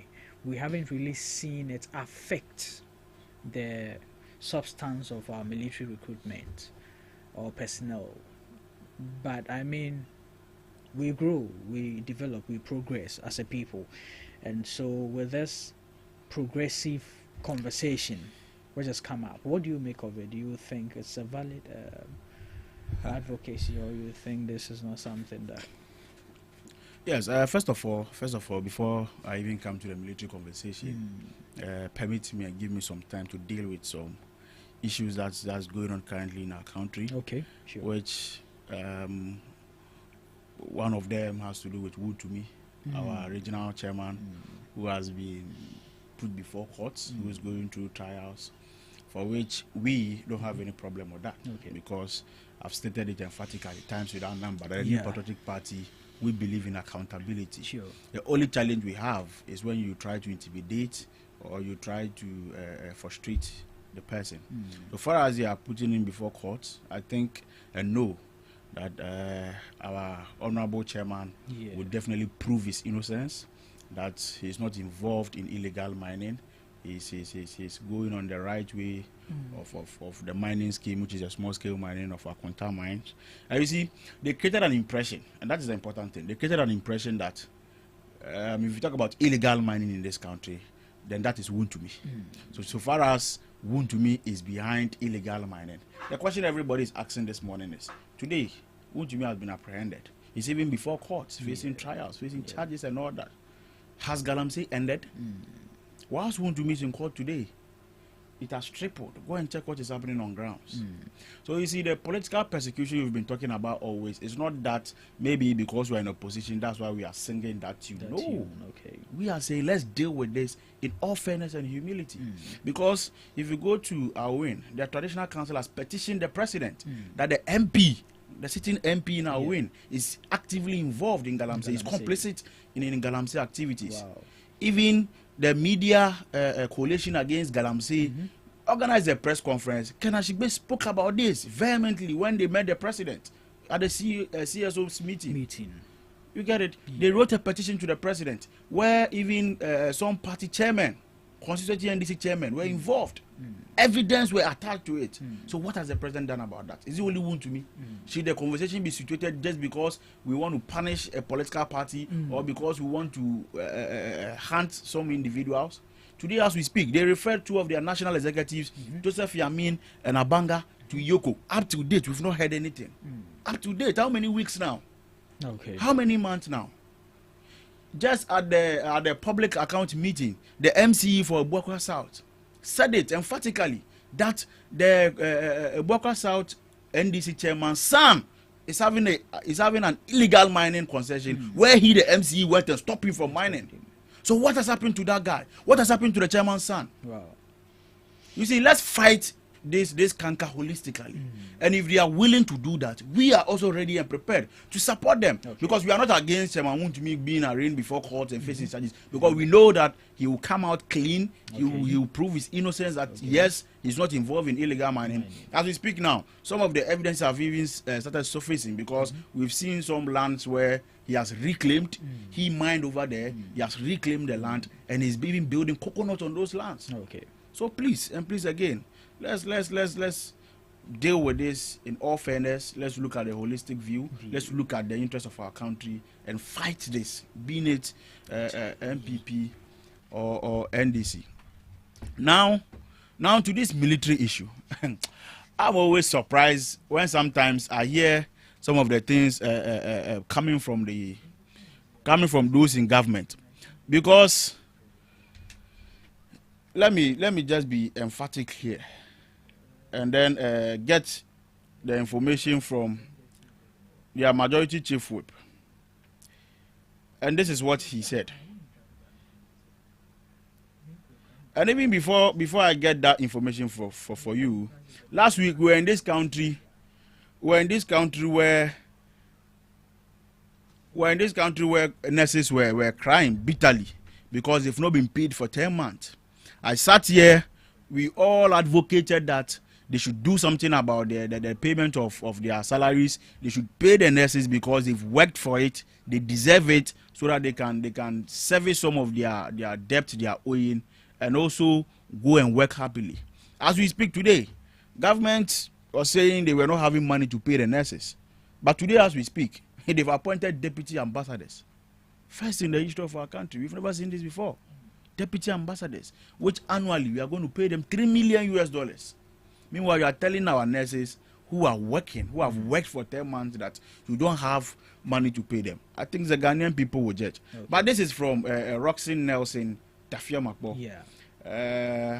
I think he is the majority chief whip, where he wrote this on his Twitter handles, that I have had many calls from our party foot soldiers. The key word is party foot soldiers. You see, these people, party foot soldiers, regarding the army recruitment and max age for prospective applicants, they aren't happy because their party foot soldiers are not happy.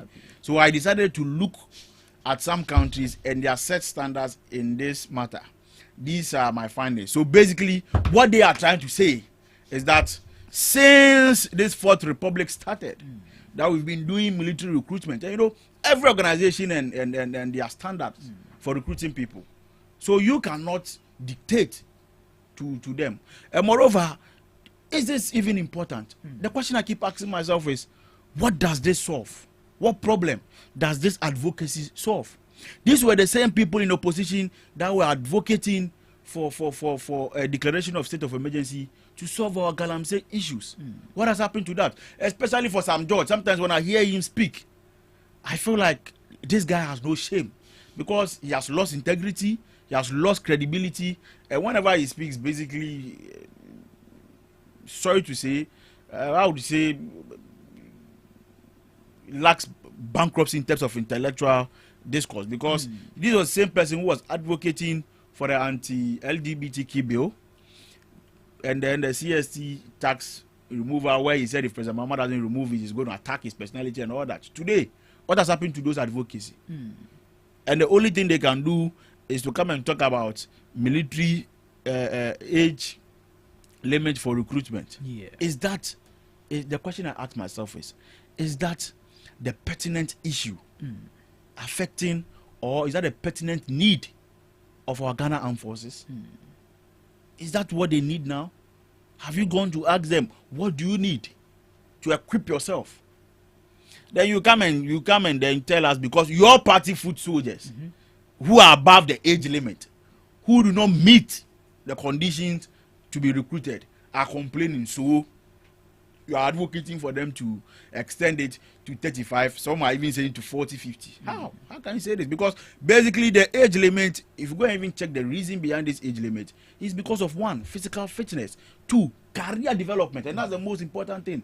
Career development. How long the person can stay within the force for them to build the person. And the last thing is effective service delivery. Because if somebody, sorry to say, with the greatest of respect, is 35 years, how long is he going to stay in the service system? And how are they going to even develop the person? Because at age 60, we'll be going back to retirement. So 35 to 60, they have their reasons for selecting between 18 to 25, and then I think maximum 18 to 27. So basically, I think that is a good cause. That is a good reason for them to, go according to that. And what Honorable Sam George and Dafia Makbo, they are saying is basically, so you think it is and all that. So but let's take our political lenses aside. They attach political lenses to it, and you can't take it out, because in his statement he said party foot soldiers. If he had said, oh, let's relook at the age limit, probably we could have had holistically as a country. Yes. But if you look at his statement, he said party foot soldiers. How can a whole member of parliament come and write such a statement? No, I was surprised when I read it from his handle. How can you do this? All right. That's fine. That's fair.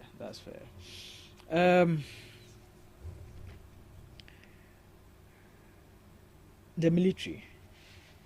not all of them go to the war front and all that. Yes, yes. We have some who are basically cooks, some even in nursing and all that. Yeah. The age limit, I mean, don't you think it become too archaic? Looking at all these aspects of the institution, that I mean, there are these aspects that this age wouldn't really affect them. So the call for an extension of the age limits, looking at it from that angle, don't you think it is a holistic idea for us to look at as a country? Yeah, I think that's why they gave an extension to 27.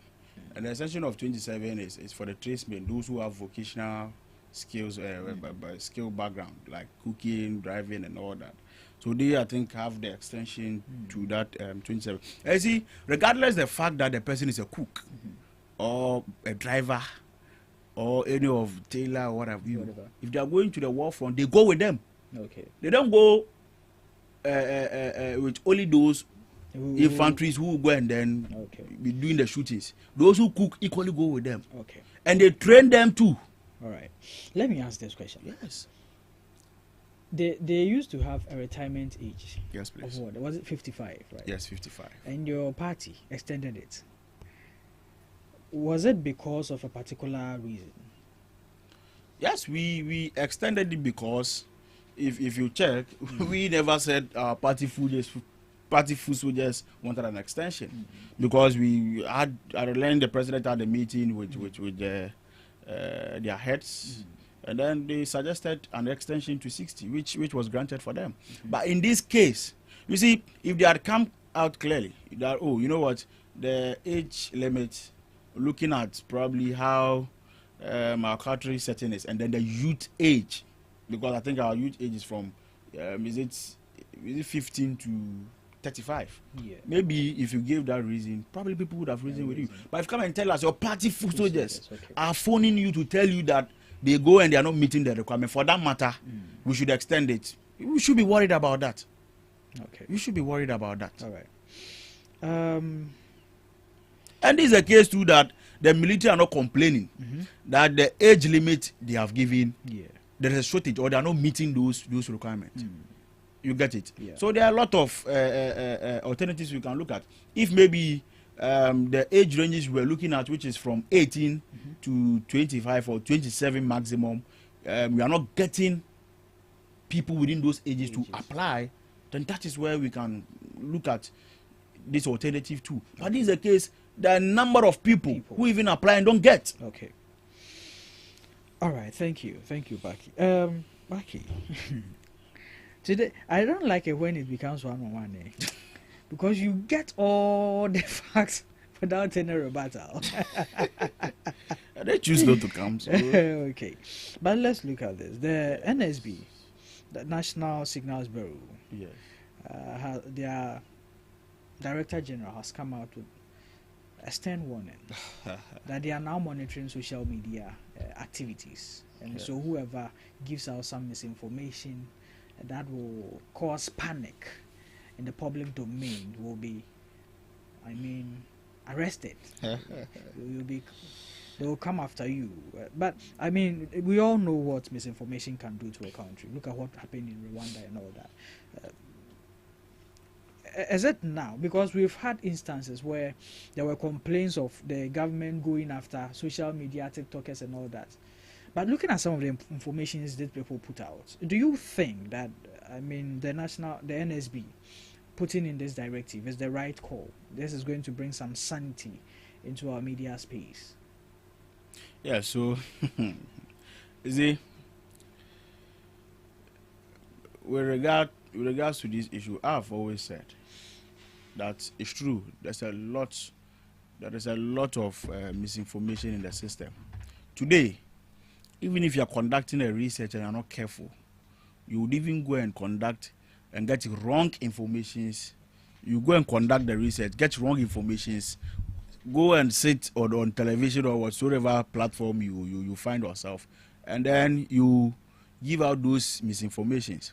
But this is the case where these same people who today intensifying this fight against misinformation, people using foul words, people using hate speeches and all that, who are the same people who benefited from it. And that is where we have a problem with. Because the current president labeled a whole tribe, labeled them as a Team Sekawa boys. And what happened to him? He is a beneficiary of whatever is happening today. What did they use Kevin Taylor for in this country? We all know what Kevin Taylor did for them. Did they ever come out to come and condemn the act of Kevin Taylor? We all saw some of the things Sami Jemfi said in this country against President Akufo-Addo, to the extent where at a point he even called him useless and all that. To the extent where at a point Sami Jemfi even said President Akufo-Addo lacks the mental tenacity to rule this country. All this happened and nothing was done to them. Today they came into this country and then the only thing they did was to hunt our people, where our TikTokers were being apprehended, where even say Obama Pukiasi, I always use him for an example, where he retweeted a video where men were brandishing guns and he was being arrested. And look at the processes which they took him through. So yes, if there's going to be an enforcement of apprehending people who misinform, because misinformation is not good, yes, that's a good call. But the problem is those who are behind it. That is our challenge. Because these same people benefited from this act. These same people peddled this act prior to the 2024 elections. So, as a good citizen of this country, I would say misinformation is something that we have to condemn in all modesty and humility. For that matter, if they want to enforce and make sure people who misinform the country, people who come and sit on social media and say all sort of hate speeches and then things that will not yield any positive results are being tracked and then apprehended, that's fine. That's fine. But they benefited from it. Now, let's look at it from this angle. If someone has done something which was classified wrong in the past, and today that same person is saying, okay, what for, just suppose we did and it was wrong in the past, we are now looking at rectifying it. Just because they benefited from it in the past, it invalidates, does it invalidate their rectification in the present? What they are basically doing is that they are running away from what they benefited from. And you see, I have always this. Okay. Is your party looking to benefit from misinformation? No, our party is not looking to benefit from misinformation. Okay. You see, this misinformation, as we speak now, is not coming from our party members. It's coming from people who feel NDC have disappointed. NDC really disappointed Ghanaians. Yes, if you look at the promises they gave and what they are doing today, it's contrary. It's not the same thing. You promised you are going to repeal LRG for 62 within 120 days. It has not been done. You are doing something else. You promised, you spoke about the declared state of emergency when you were in opposition. Every day, the song they kept singing when they go on platforms. Even the current minister for lands and natural resources, even Silubamia. These same people today are saying what? Even just last week, some judge insulted journalists. And what have they done to him?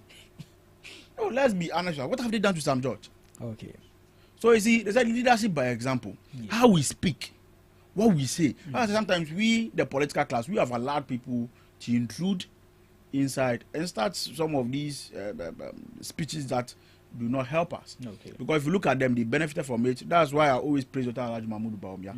Not for a day will you see him on a platform or on TV or on radio insulting or attacking the person of anybody.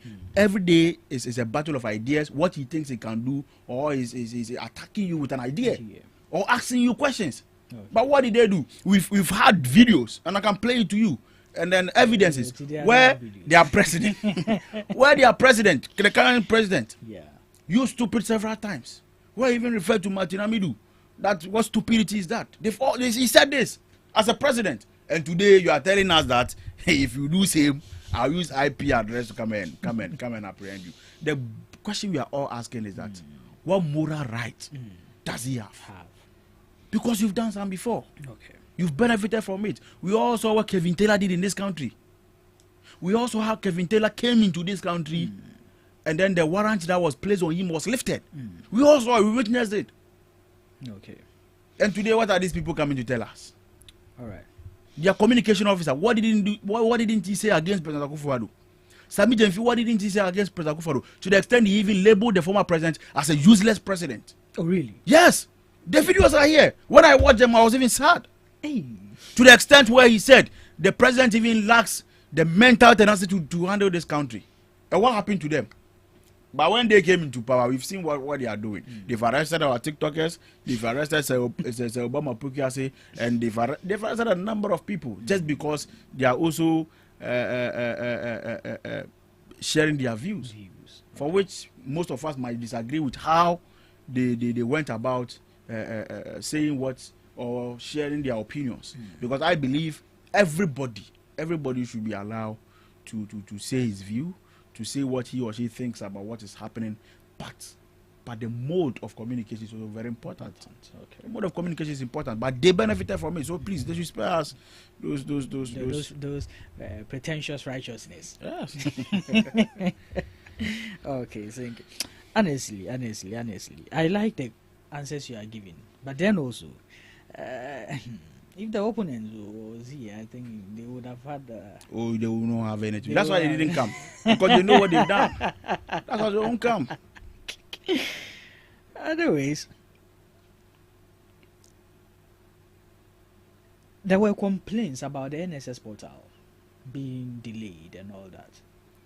Yesterday, yes, we heard that they've launched a new one, portal, yes, and they gave reasons to why the old one was being delayed and all that.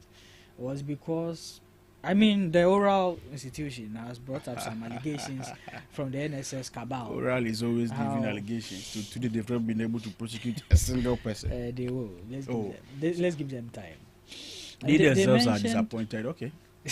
They're disappointed in their own oral. So they mentioned ghost names and some age limitations and all that, where we could even see some 6-year-old people having some of them can be errors. And all that. Okay. Some of them. Well, you know, when the numbers are few, it could be erroneous. But I mean, getting about over 500 people below the belt, and that goes. And the question is, how many people were doing their service at the time?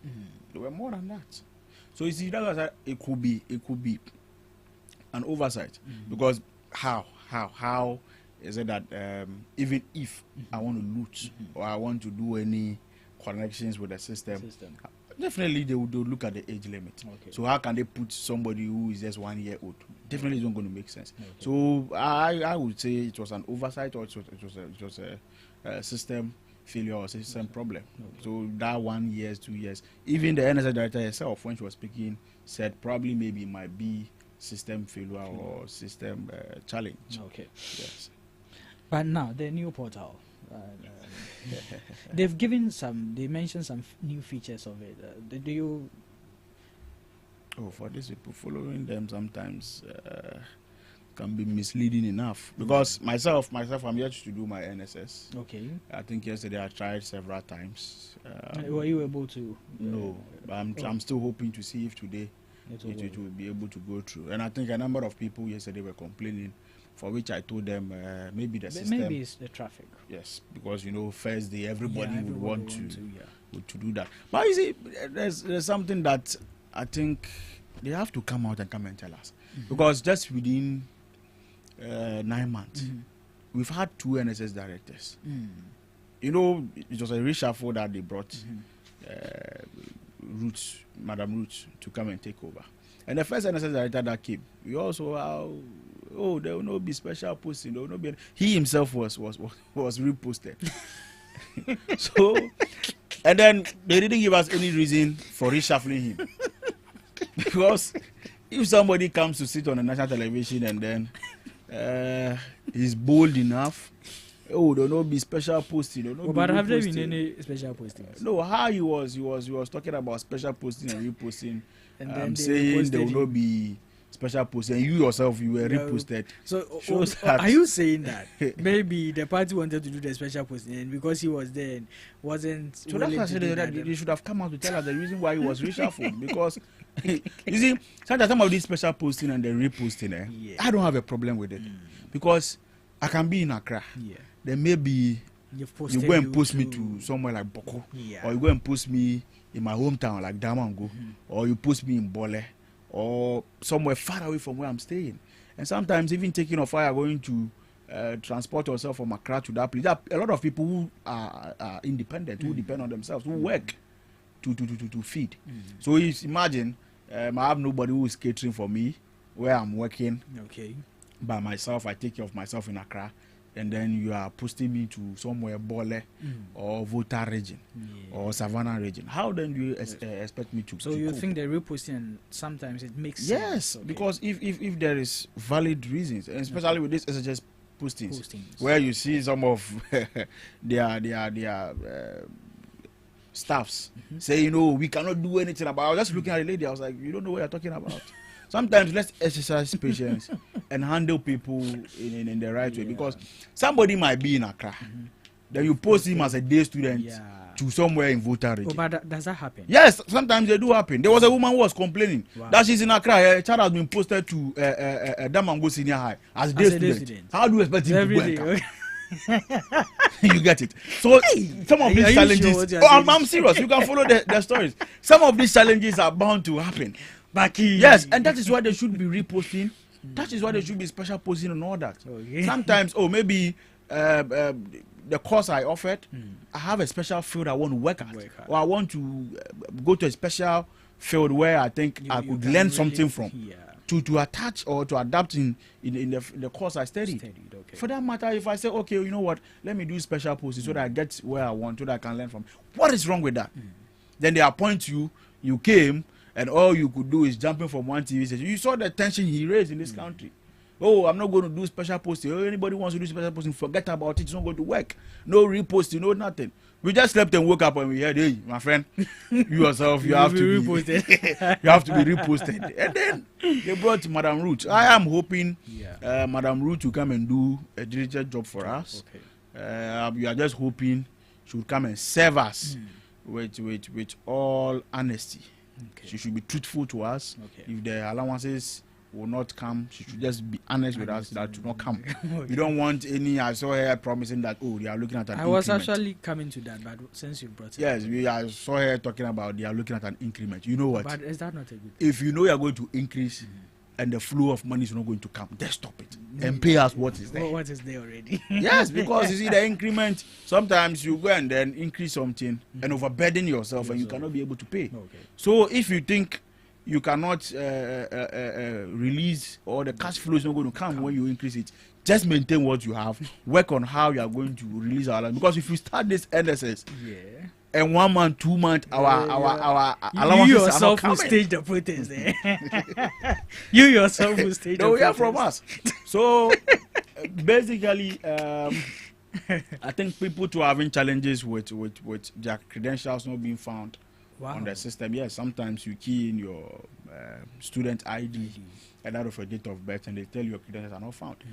Probably, I'm still thinking that it's because of the new software. You know, they've developed a new software for which they would have to transfer all the information on the old one to the new one, so that they can update it. So I'm just hoping some of these minor challenges, technological challenges, which they would look at updating and abreasting, so that everybody would be okay.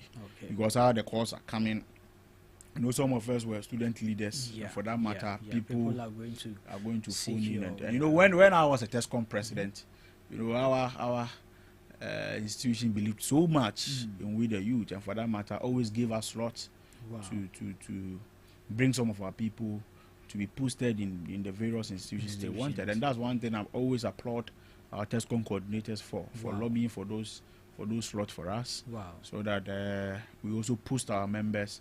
At least that is one of the benefits of being a TESCOM member. But I don't know if that is still the case with TAIN, because you reach out to some of their presidents and they don't even know what's happening. So you see, there's a difference between these two political parties. The connection between their student leadership and that of yours, the TESCOM. Yes, it varies. It's two different power lines, and they always complain to us how you people, your coordinators, your youth organizers, your party folks treat you guys and always involve and engage you in activities. It's not the same as we, because sometimes you even reach out to them, they don't mind you. But for us, I can boldly say, because I was a vice president and became a president subsequently, yourself. And I the following year I was retained as the president to act because of the election period. And I've done special posting for over 500 of our members, and all of them went through. And if it doesn't go through, we do reposting for them at no cost. We don't even take them 1 Ghana cedis.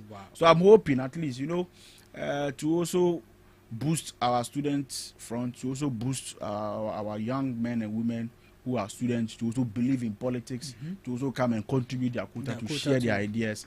TAIN should also look at that. They should support their teen executives so that they can also secure some of these slots for their members, to at least encourage them. Okay. Thank you, Baki. Today has been a very short conversation. I am happy with your submissions, but I'm also sad because you didn't have any competition today. I mean, now I would have to hide you from your opponents. This is the second time. I think the third time is going to be a hat trick. So let's see. I'll make sure that doesn't happen. I'll hide you from them. I won't show that they come and see them, but we are begging them. It's just a conversation we are having. You come and say what you believe in, what you think. We also come and say what we believe in, what we think. It's just a conversation. That there is nothing more, nothing less. I think probably because sometimes we just cut some of the videos and go and post. They are looking at their integrity too. And okay, that's also fine. Because sometimes defending what is not true becomes very difficult. And as we are ending, let me also greet my fellow TESCOM members. And my party members, especially my party members in Savannah region, and also remind them that we should all have the power of hope, where we believe in the betterment of our party. And I believe strongly that when we work together, when we unite, and when we love ourselves and protect ourselves, definitely we are going to recapture power come 2028. And let me end by quoting a Latin proverb, which is Vena, Vidi, Vici, to which we came, we saw, and by the grace of Almighty God, inshallah, when we present Dr. Alhaji Mahmoud Bawumia, we shall conquer. But is he the one you are going to present? Oh, definitely. 31st January is a foregone conclusion. 31st January by 6 p.m. Dr. Alhaji Mahmoud Bawumia will be declared as the next flag bearer of the New Patriotic Party. And we'll all rally behind him. I know Honorable Kenneth Japon is a good, fine gentleman. I know Dr. Baina Champon is also a fine gentleman, articulate, very active. I know Honorable Dr. Educhum is also a cool, fine American gentleman.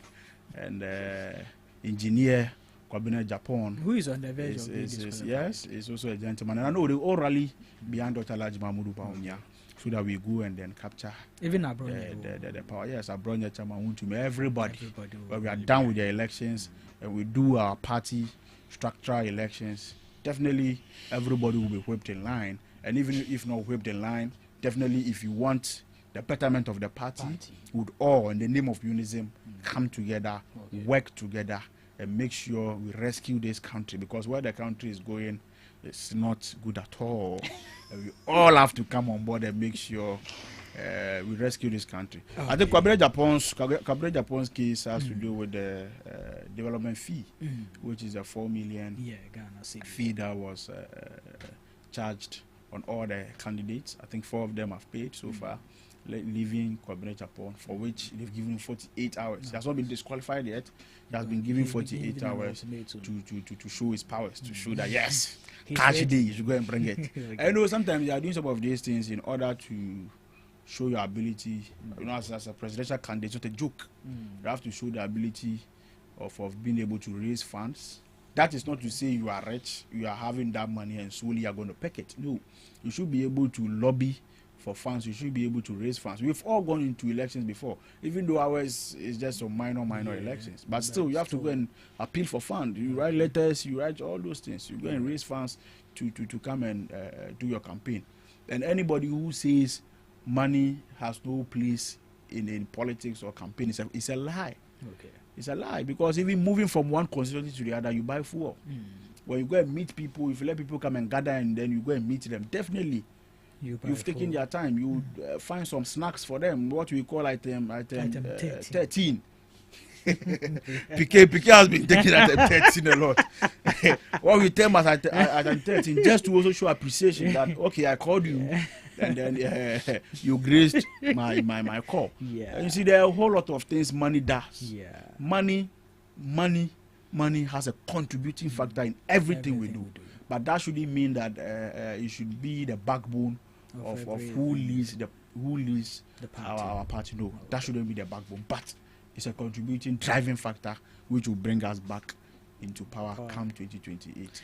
Okay. Thank you there, Baki, and thank you to our listeners. Today, as I mentioned, it has been very short, but very educative as well. Unfortunately, Baki's opponent couldn't show up due to some unforeseen circumstances. But yeah, we'll be back on your airwaves tomorrow, same time, to bring you some discussion. And you know, on a lighter note, the reason why I was laughing about the item 13 thing. You know, with my father's funeral coming up, and so we do hold these meetings here and there. And getting keeps popping up. You see, there is this particular family member. I mean, I am thinking about the most difficult things to address when it comes to funeral. And I mentioned one, they'll be like, "Am I will fear Johnny?" No, and that's very important, because see, people will come and go, and then they might not say it in front of you. But I don't quite come on my Johnny.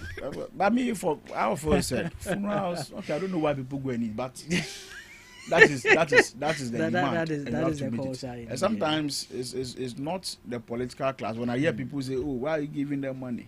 You see, yes, we preach against that. We condemn that. Sure. But that is what they want. What do you do? Okay. I want your vote. You said I should give you this. Okay. I don't want to state some examples. There are some places sometimes you go. I remember there was an instance I went somewhere with one of my bosses, and we met them, had a conversation. He told them a brilliant idea of what and then development he had for them. Immediately we left there, the information we received was that he even came, he didn't give us anything. You come and give us something. You are telling us you bring us AstroTurf. You are telling us you come and build community center for us. That's not what we need. Wow. At least we have to eat. And the next week we went back and gave them money. And they hate the person. So that times you don't blame the politicians. It's the people. The people sometimes are also the problem. Yes. Okay. Anyways, thank you. We thank you all for making time with us throughout the show. But that's where we end the show. Some music will be coming your way from our DJ. Stay tuned. Enjoy the rest of your day.